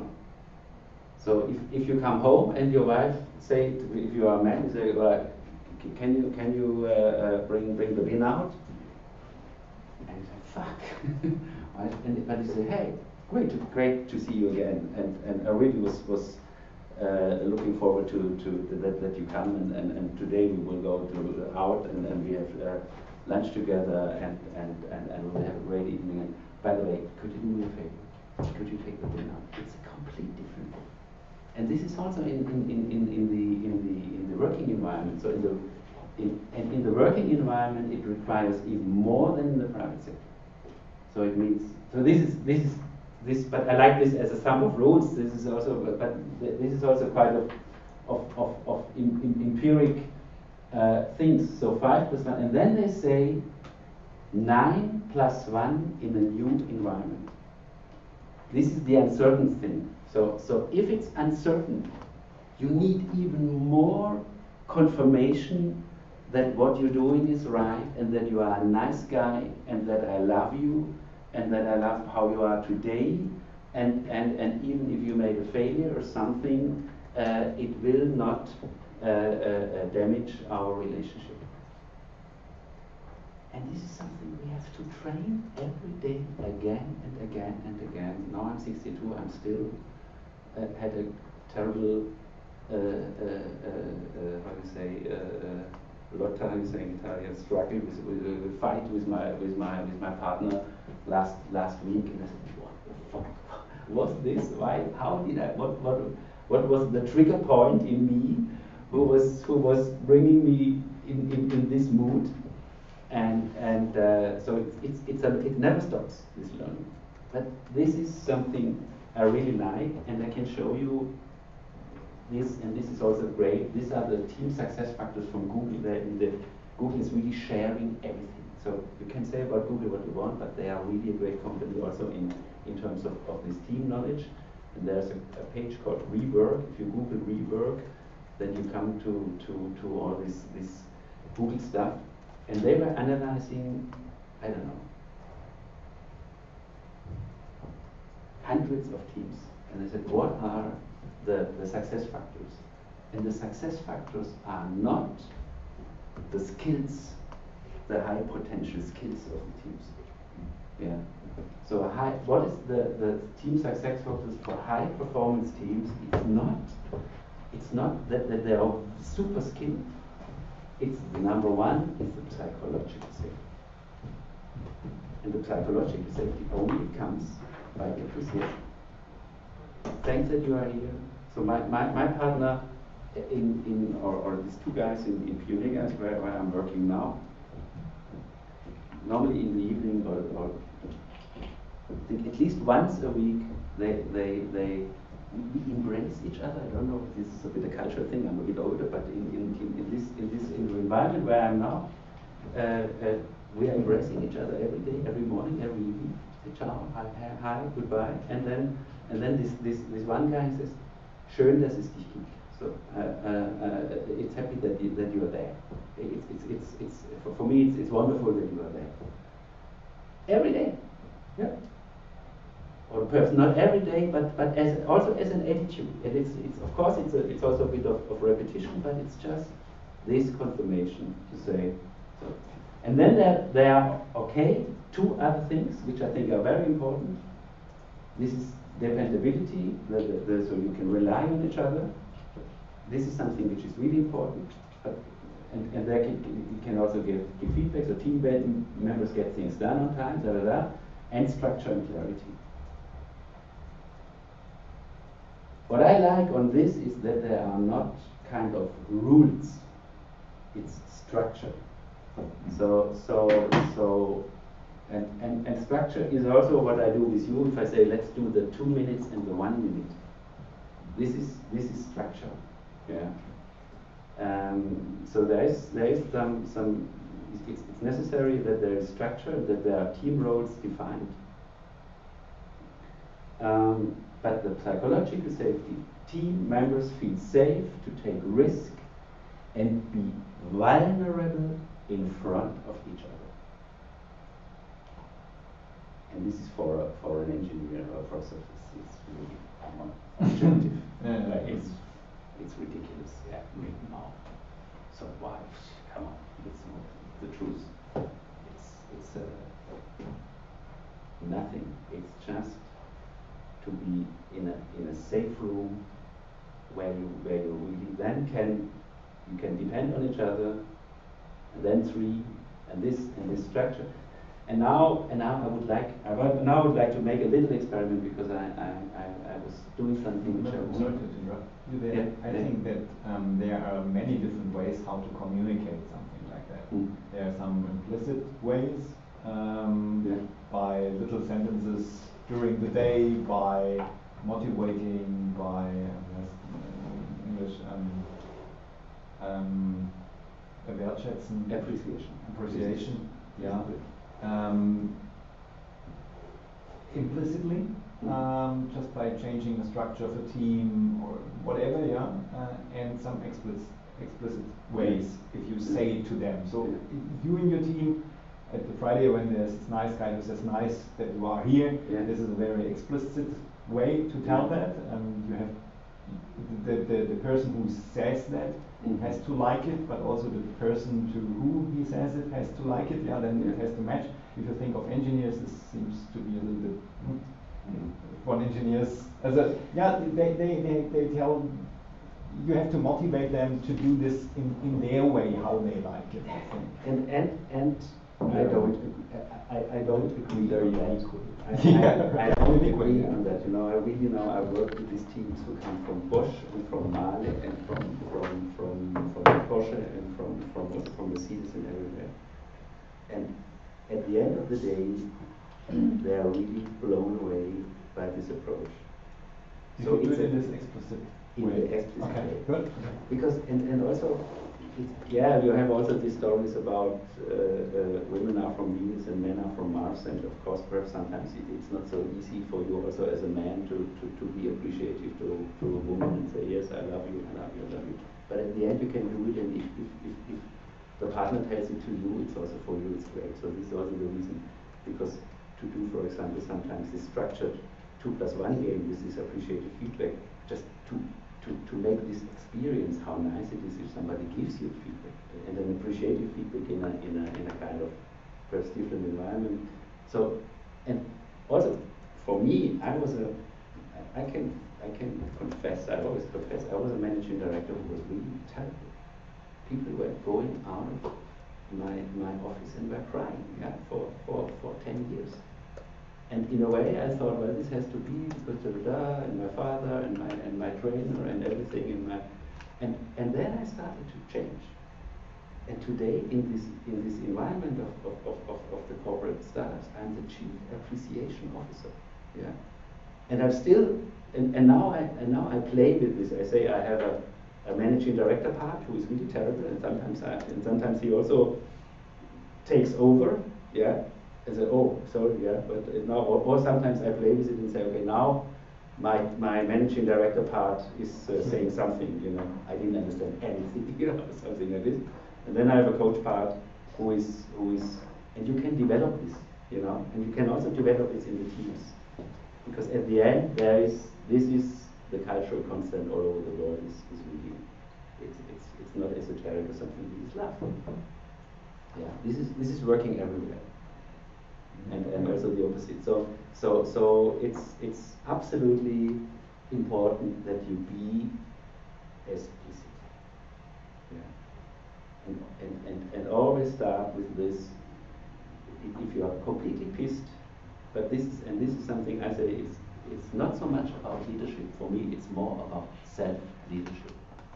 So this is the quality you should have in these teams, and this means, and this is also something I develop in the moment that I say it's okay to discuss what kind of competencies every team member is bringing for the project or something. But it's also an interesting question to ask, what do you want to do for the team, to everybody? Because this is changing the perspective, yeah. That you say. So what skills do you bring? This is we call it the IQ, which means the individual quality, and then the VQ is the quality you bring for the team. And this is quite interesting because this we call it priming. So this making a path also to the team to say, well, what is the quality you bring to the team? This is this Klaus, you are an educated heart, you know. So the learnings that you also sometimes, if nobody takes the cups away, you do it. Even if you say, fuck, and I do it, okay, it's for the team. You know, so this attitude, to develop this attitude is it's possible, and it's quite interesting to ask this question. So, and this process, just to say, and also you were asking for what you can do for the team, or if you grow, how do you do this? A very interesting question. And also this is not esoteric, but because this is all, I'm convinced here we have some energy which is flowing here. So it's always interesting to ask about energy. If you want to grow, and if you want to do something now, it's a very interesting question to ask. Where is the most energy?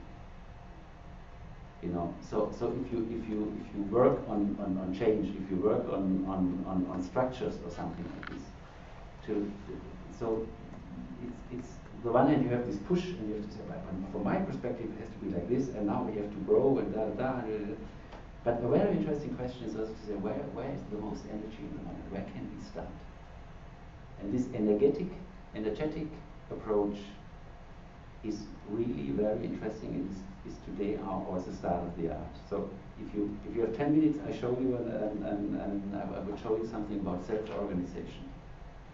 Because the University of Stuttgart is the cradle of self-organization. I don't know whether you know this. There's this Professor Haken. Haken, who was more or less developing the principles of the laser.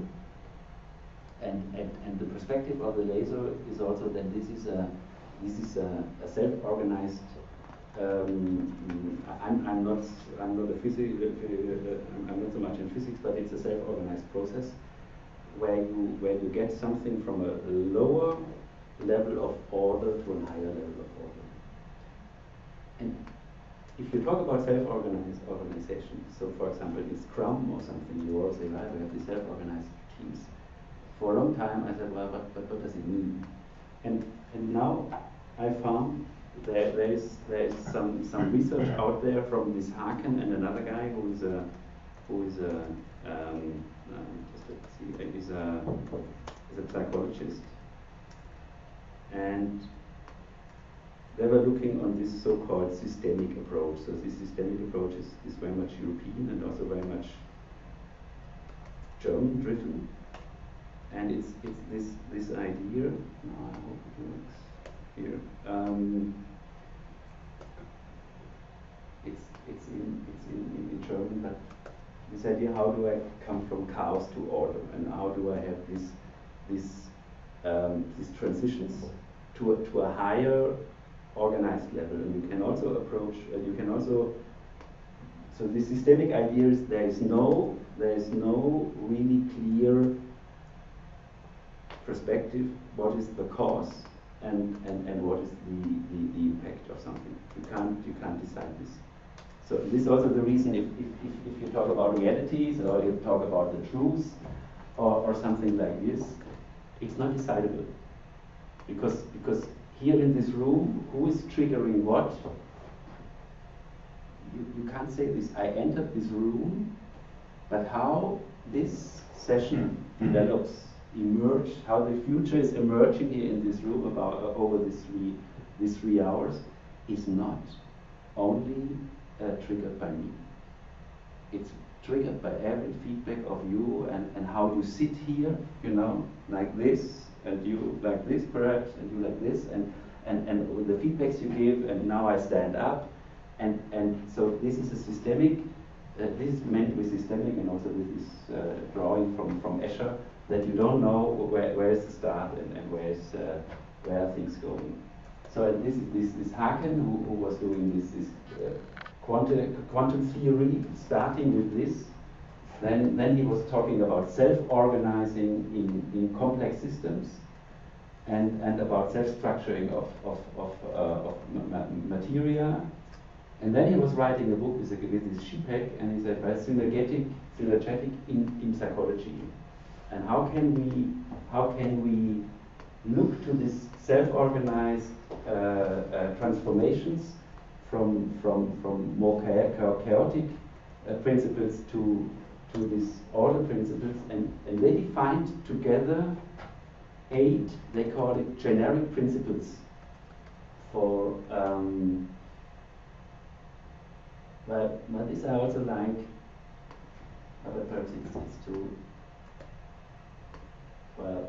Okay, no, it's a bit of pity because it's German, but I translate it. So they say there are 8 principles, and the first condition for this process of self-organizing is stability. Perhaps in a way it's a bit, perhaps I would say, it's not a rocket science, but it's very important that so the structure should be clear, and this stability is also it has also to do with appreciation and things like this. So this is one very important thing, stability. Then the next thing is identification of patterns. So this means also to define, this is structure and role, it defines more or less the window of something, that this is clear, in which kind of scope do you want to have this self-organized pattern. Then he says the third principle, and it's not linear, so they are all going round and round, is Sinnhaftigkeit, which means meaningfulness. So it has to be meaningful. So the team, if you grow, what you are doing has to be meaningful for all of the members of the team. They have to understand this. It has to be meaningful. And then if you then want to make next steps, you need motivation for this. This is kind of energy.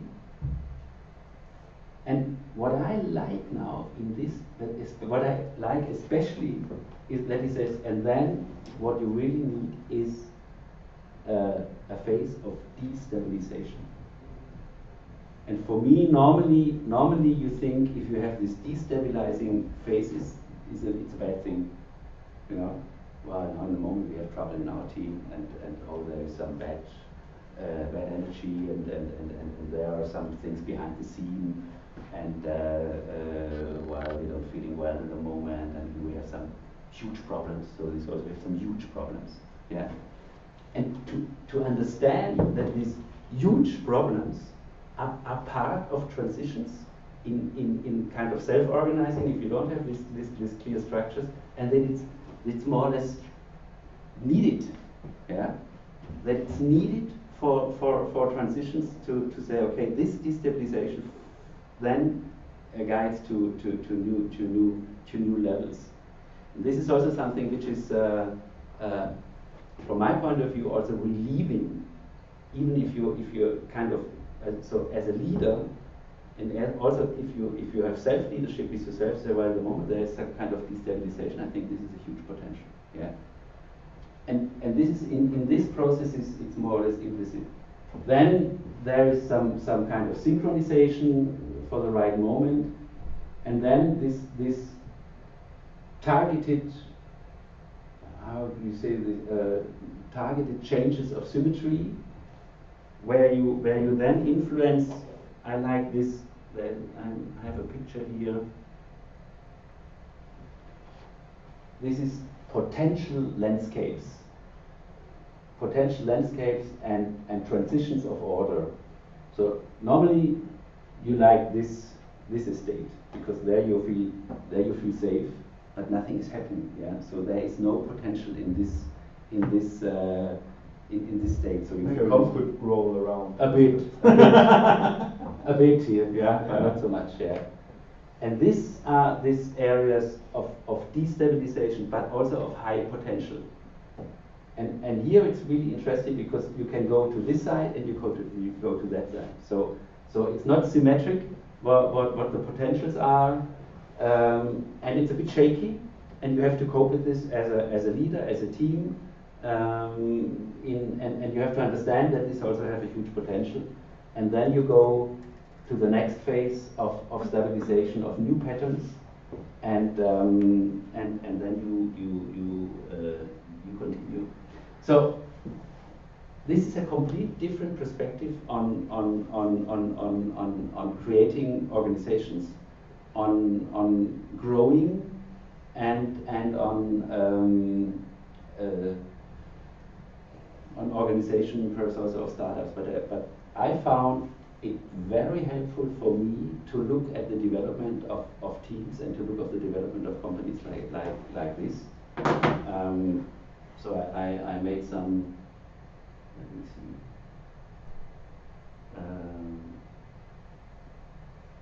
yeah, this was more or less not planned that I show you today, otherwise I would have done it in English. So it means here's the trust and the structural safety. So this is where it starts.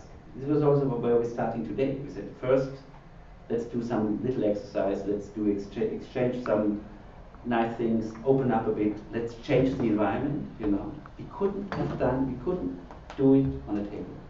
Impossible. It's not flowing this energy, and it's completely something different. And everybody, or some of you, would also open this laptop and da. So it's complete another thing. So then this is looking to the stakeholders and do something what we call the start vector in processes like this. I like this. It's a bit.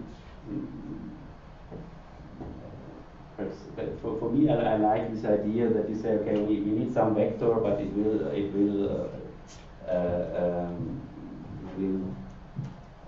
also change. Then you have to have meaningful about the targets and of the meaningfulness, and we do something which is called the team inventory, where I have also a team inventory canvas. I can also show you. I have another. Can show it later. Where you say, what are your motivations? So this is very interesting because normally you never talk about this. So I look a lot to teams, and if I go to teams and say, well, what is your motivation? We have three guys. Then one guy said, I want to be boss. The other guy says, I want to save the world. And the third guy says, I want to earn a lot of money. They were and normally you don't talk about this so much, yeah. about these motivations. But it's good to know of these motivations is bad or good. There is no truth. But it's just to exchange this kind of things. Yeah, so of course there's technical impact if we like this, but then there is another kind of meaningfulness, and to have this clear is quite helpful. And then you have this motivation for change, and there the data talks, but also the focus and the kind of relationship to the meaningfulness is quite important. And then this destabilization, this creates new realities. So if you have your old reality and you have to accept this reality, then you have to create a new one, and do something which we call reframing, which is quite a nice word for me to put it in another frame. Then the timing is quite important, of course. Then this potential landscapes, variation, and then use and integration, which is also something you have to learn and to train, like I love you and like 5 appreciation feedbacks. This could also be something, if you look to this, how can you implement this in a team? So you need to make some experiences. The people have to understand why it's important for high potential teams.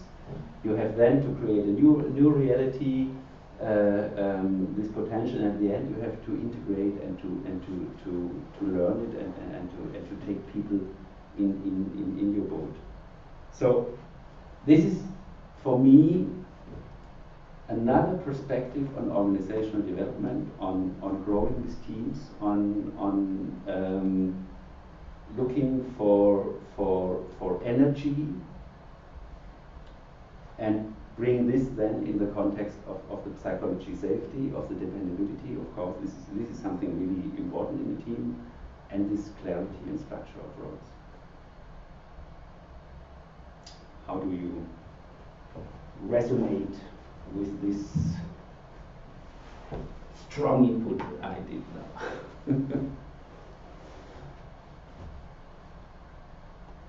Sorry for the German. I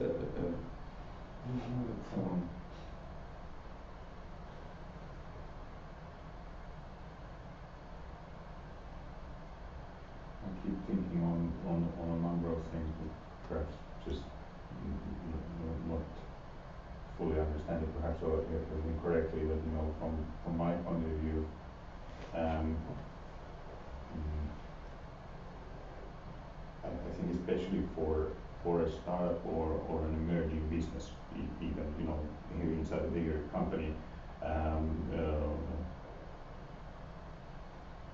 one part that is obviously part of the dynamics of the team or the people, but is more or less perhaps more fact-based, if I'm reading correctly, is the potential Landschaften, the potential futures, the potential landscape that we might be pursuing, the new truth, the new structure.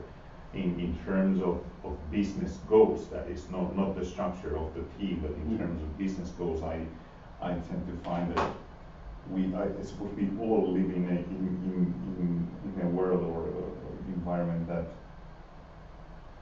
sorry, half a step back. You have that picture of a stable position and a destabilization. That. Then in physics there's a third option, which is, I don't know how you say it in English, Yeah. When it's flat. Okay. It's not up and down. It's flat, and the ball is there, meaning that it could go anywhere. The opportunity space is 30-60 around you. It could literally go anywhere. Yeah. And I sometimes find that, since there are so many opportunities where you might take it, be it a team structure, or be it the business goal, or be it the customer focus, the difficulty is that I think a lot of startups and a lot of new business development in bigger organizations as well, the big challenge is, where do you want to go? Where do you want to go? Because there are so many opportunities, and before you fix it, if you don't start, if you don't start to get a mutual understanding on where do we fix that, then the other parts, they just cannot find each other. I don't know whether this makes any sense to you guys, but it makes a lot of sense to me. Absolutely. No. But I can give you also just another input over time, because this has to do with this emerging future. So this systemic approach is a very easy. This is the past. This is the future. So and here are we now. Yeah. And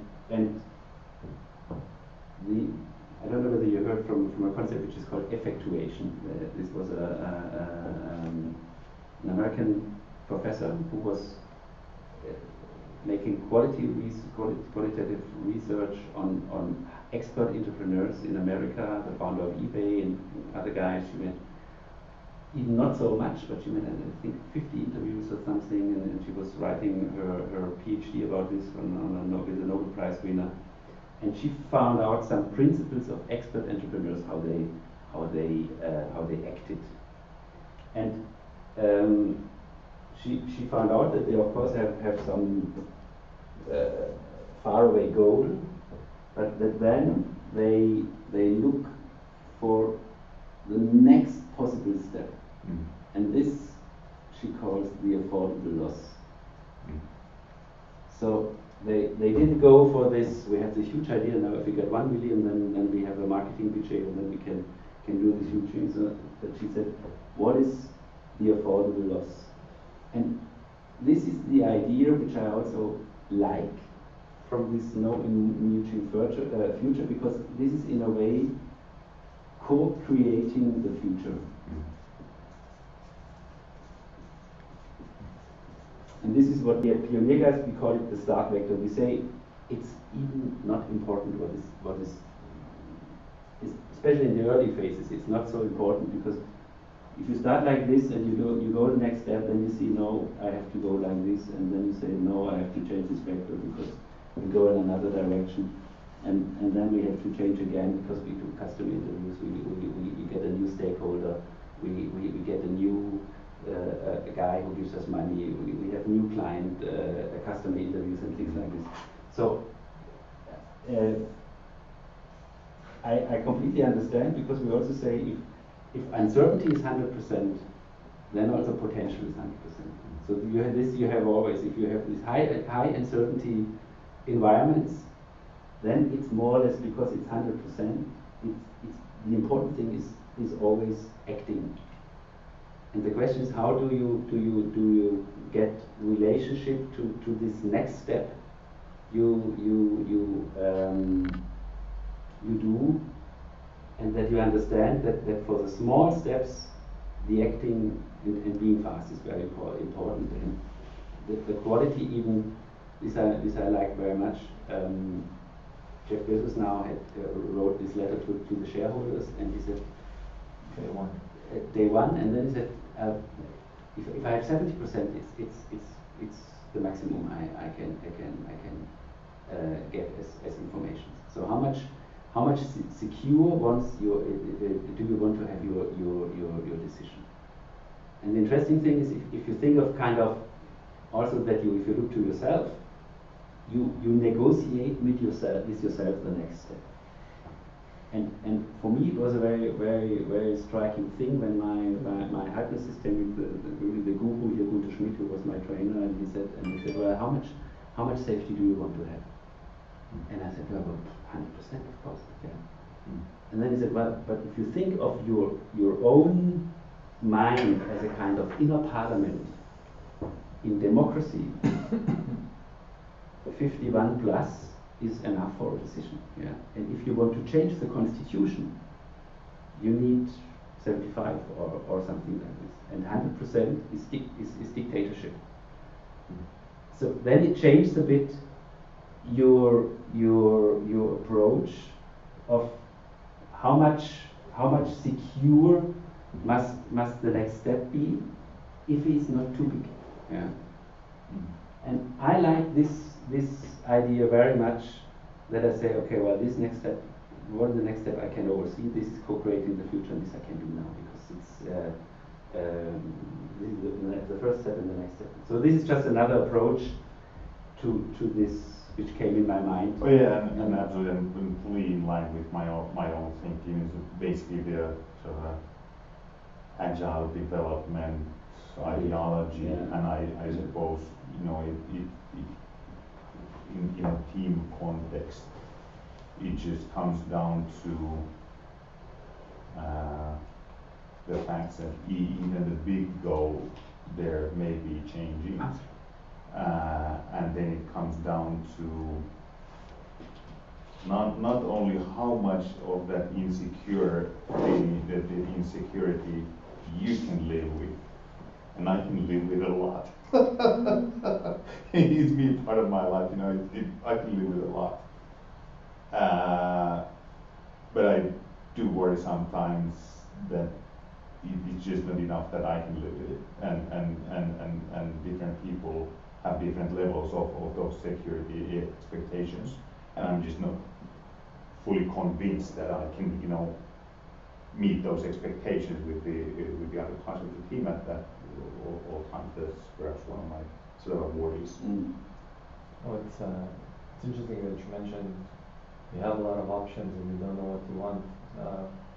I'm seeing we're part of a community of startups in Israel quite a bit, and we see a lot of them. And what I typically think, or at least that's my opinion, and what I see is not that people don't know what they want.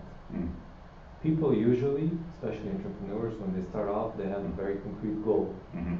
The thing is that they let all the multitude of information keep changing that goal. Yes, exactly. So you do know what you want, but you're always thinking, wait a minute, maybe if I want something a little bit different, maybe it's going to be better. Exactly. So Exactly. the part of you that needs to be strong is the part saying, okay, I stick to my goal.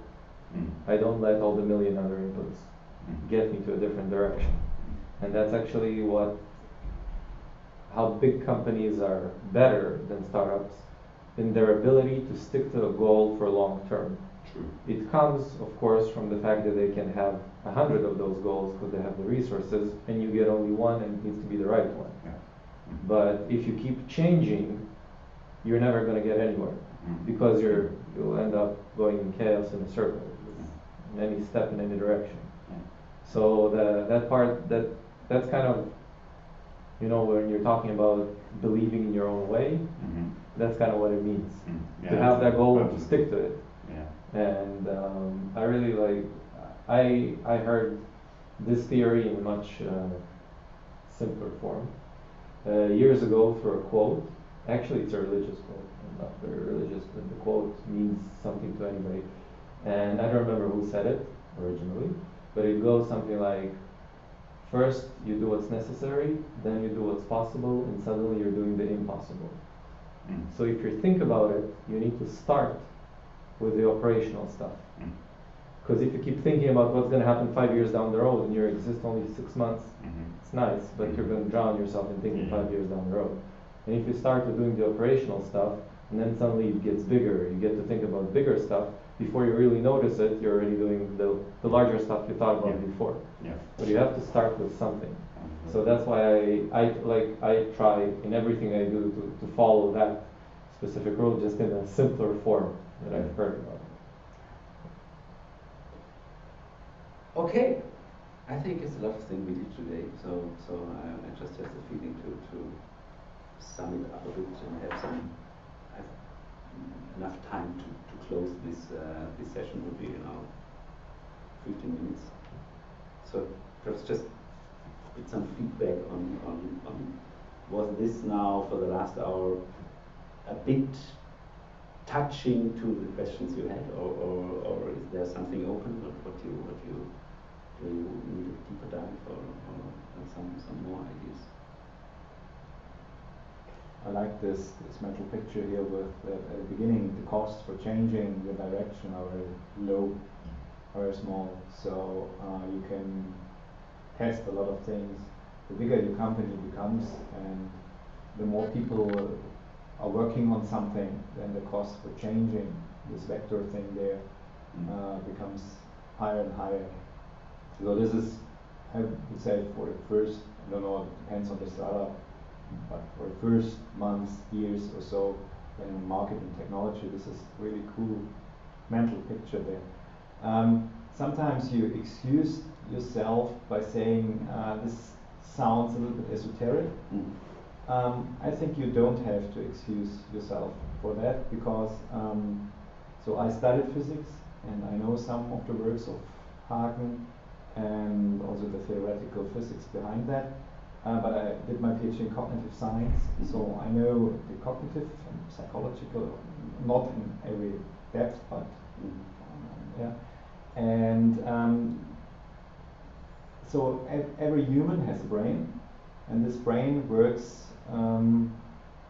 with physical laws, following physical laws. And there's this law which is called, it's the biggest law in physics, energy minimization. So every process tries to find a minimum in energy. This, you can see that everywhere in the nature. And also the brain, I would say, this is my opinion, so during when I did my PhD and where I thought about these cognitive processes, there might be some physical structure inside the brain which is led by these physical laws leading to this energy minimization. This is why sometimes we are lazy. We try to find patterns which we know because this is very easy for the brain, low energy consumption and so on. And if you see from this perspective and if you know what theoretical physics is doing and what psychology is doing, then this circle there becomes very clear because it's only a mixture of both worlds. Both of the authors have tried to see their models in the other discipline. And for example, this you had on the first stabilization, so this is then the energy minimization. Reframing is something that you try to find the boundaries of your physical system.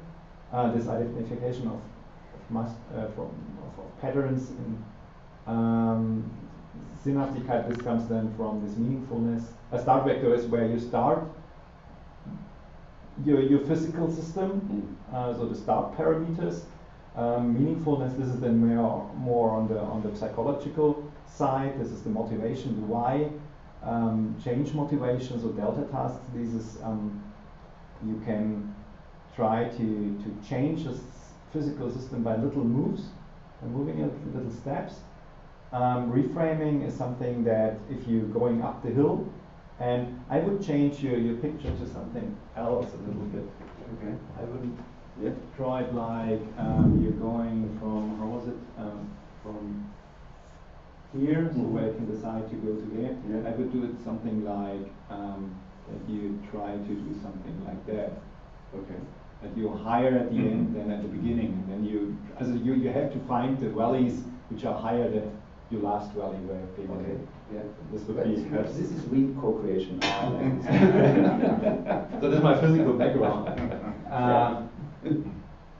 So there are many things. I like this mixture here, and I would say you don't have to say this is esoteric. This is a real hard science. If you mixture psychology and physics.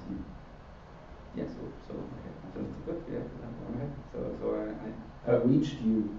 Of course. I found it very surprised because I didn't thought that you would present something like that, and I like this mixture. This is my personal view here because of my background. Okay. Other? Did it help you a bit because you also had a very concrete question in this routine team? Yeah, it actually did. I mean, if I want to have my question further answered, we have to go further in this topic and make it individualized on what problems we have. But I will definitely try to take some of the concepts and try to show them my team, and maybe we try some stuff out, and if they don't get it, they have to watch the stream. No, but I think I like it very much, but I still have to process everything and look what is applicable. And sometimes I always try also to make it more mixture in little exercises, but now it was a bit more theoretical. But. Other feedbacks? I think it was a very interesting conversation, interesting discussion, and took some ideas with me that I would like to try in the real world, see how it works out. Sounds like a very interesting approach, which is a little bit harder to get from just speaking. Yeah, but yeah. I'll look it up. Yeah, I like many parts of this session. Thank you. But yeah. I have to work on this, but now this is something more or less I'm now start to adapt from the experiences of more or less mentoring, I don't know, 50, 60 teams, and I saw especially my partners who are the founders of this company, and the one is also a founder and sold it, and the other was with Trumpf and was a managing director. How they did this more or less intrinsically right. Yeah. And if I look to this model, and I have to work more on this, that it's less theoretically, I see that I really see these patterns in these processes where we were developing these teams. Yeah. Where you always have these areas where these strong areas of phases of destabilization.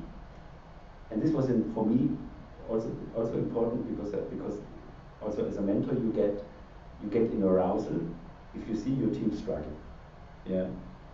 And to see this from another perspective, to say, well, this is more or less part of the process. Yeah. This is a transformation process, and now you have to look what do they need, but you don't have to be stressed. Yeah. And this is also something which I would like to give to you, even because if you are in this process, you say, okay, well, this is interesting. Well, there is now something going on here, and what do we have? Because this is not a linear process. This is also a system. So is the meaning clear? Is the structure clear? Is the timing right? So what is with these potentials? What could be the potential in this situation? It makes you stronger because you have more access to your resources because you are not so nervous and say, of course you're nervous, of course you're under pressure, but you say there could be some wisdom behind this. Yeah. I think for a workshop like this, this is you don't have enough time to you have time to present it, but I think the real potential of this comes out if the people are using it. So to do some practice about it. I would say you could spend the whole workshop this morning only on this slide here, put some practice. This was really nice to see that, and I think everybody of us gets something little, takes something little with him or with her, yeah. And later on we think about that if we come into a situation like this. But for goal of such a workshop, you should only do a workshop around only this. Yeah. Then you and I think that the whole potential comes out better. This was also now a spontaneous decision. Oh, of course. To show it. It was also because I thought it would be nice because also for me it was really completely uncertain. Yeah. So I came here, I got a list from Livia and said, well, perhaps we don't know who's showing up. So and I also have the feeling I would like to have this workshop in an earlier phase because perhaps that could be even more helpful. Yeah. So. Other feedbacks? Otherwise, perhaps we make a short check out. How do you go out here? So everybody just says a bit how he entered the room in the morning and how he leaves the room now. Just to share this with the group and also with me. Would it be okay for you? Sure. Start? Sure. Yeah, you always need to start at one end, and you never start at the middle, do you? I will, honestly speaking, since the invitation to the session was, it only has the title, and with be honest, I think you mentioned that since it's in the calendar, I come. And so we really did not have too much expectation, and this is probably not a comment to you, perhaps a comment to Livia and others that perhaps just in order to align with the expectations and to to be sort of a better prepared myself, we had some more information on what this is all about. That was perhaps my entering the room, that I really did not know exactly what to expect. Well, having said that, you know, always trying to keep an open mind and gaining new, you know, experiences and discussions. I think there's been a lot of value both in terms of confirmations on my own thinking, on concerns, on ideologies, and you know, shared experiences here, and some parts, you know, like I said, I'll repeat that once more, that because I'm a simple guy, I like simple stuff, and the simplicity of having a say a delta canvas or whatever, that sort of strikes me being that simple. I think I need to work on that, how to apply that, but that's certainly something I'm, you know, taking here with me going on. Okay, thank you. The first thing was when I saw on your slides, Ask Klaus, and because I remember I read some of your articles in your blog. Do you have a blog or something like that? No. I know this Ask Klaus from somewhere. I don't know from where, and I thought this would have been. By the way, are you in the Code N or are you here? I'm at Code N. Yeah. Well, I don't know, but I'm also everywhere around. So okay, I know your marketing label there, so I know that. This was don't know from where. Okay, in the morning, in the first part, I think this metal picture with the reality thing, that everybody has this reality. I knew that before, but I think the most important thing is if you want to sell something, as you said, you're absolutely convinced about the product and you want to present every feature and so on, but you can say one sentence about your product, this is okay, that the other one knows what you want to present, but then you must really step back and think about what is now the reality about the person in front of you, why, and what is his motivation, what does he know about you, really. This was from the morning, and from the second part, these little steps there to try things, just little test something, also in the team, change a little bit the culture. For example, that on Monday you ask how was the weekend, on Friday you could do a summary perhaps after lunch, and how about the week, and what was good, what was bad, and what the feelings have been, something like that. And then of course this is a physicist. We are thinking that this is striking.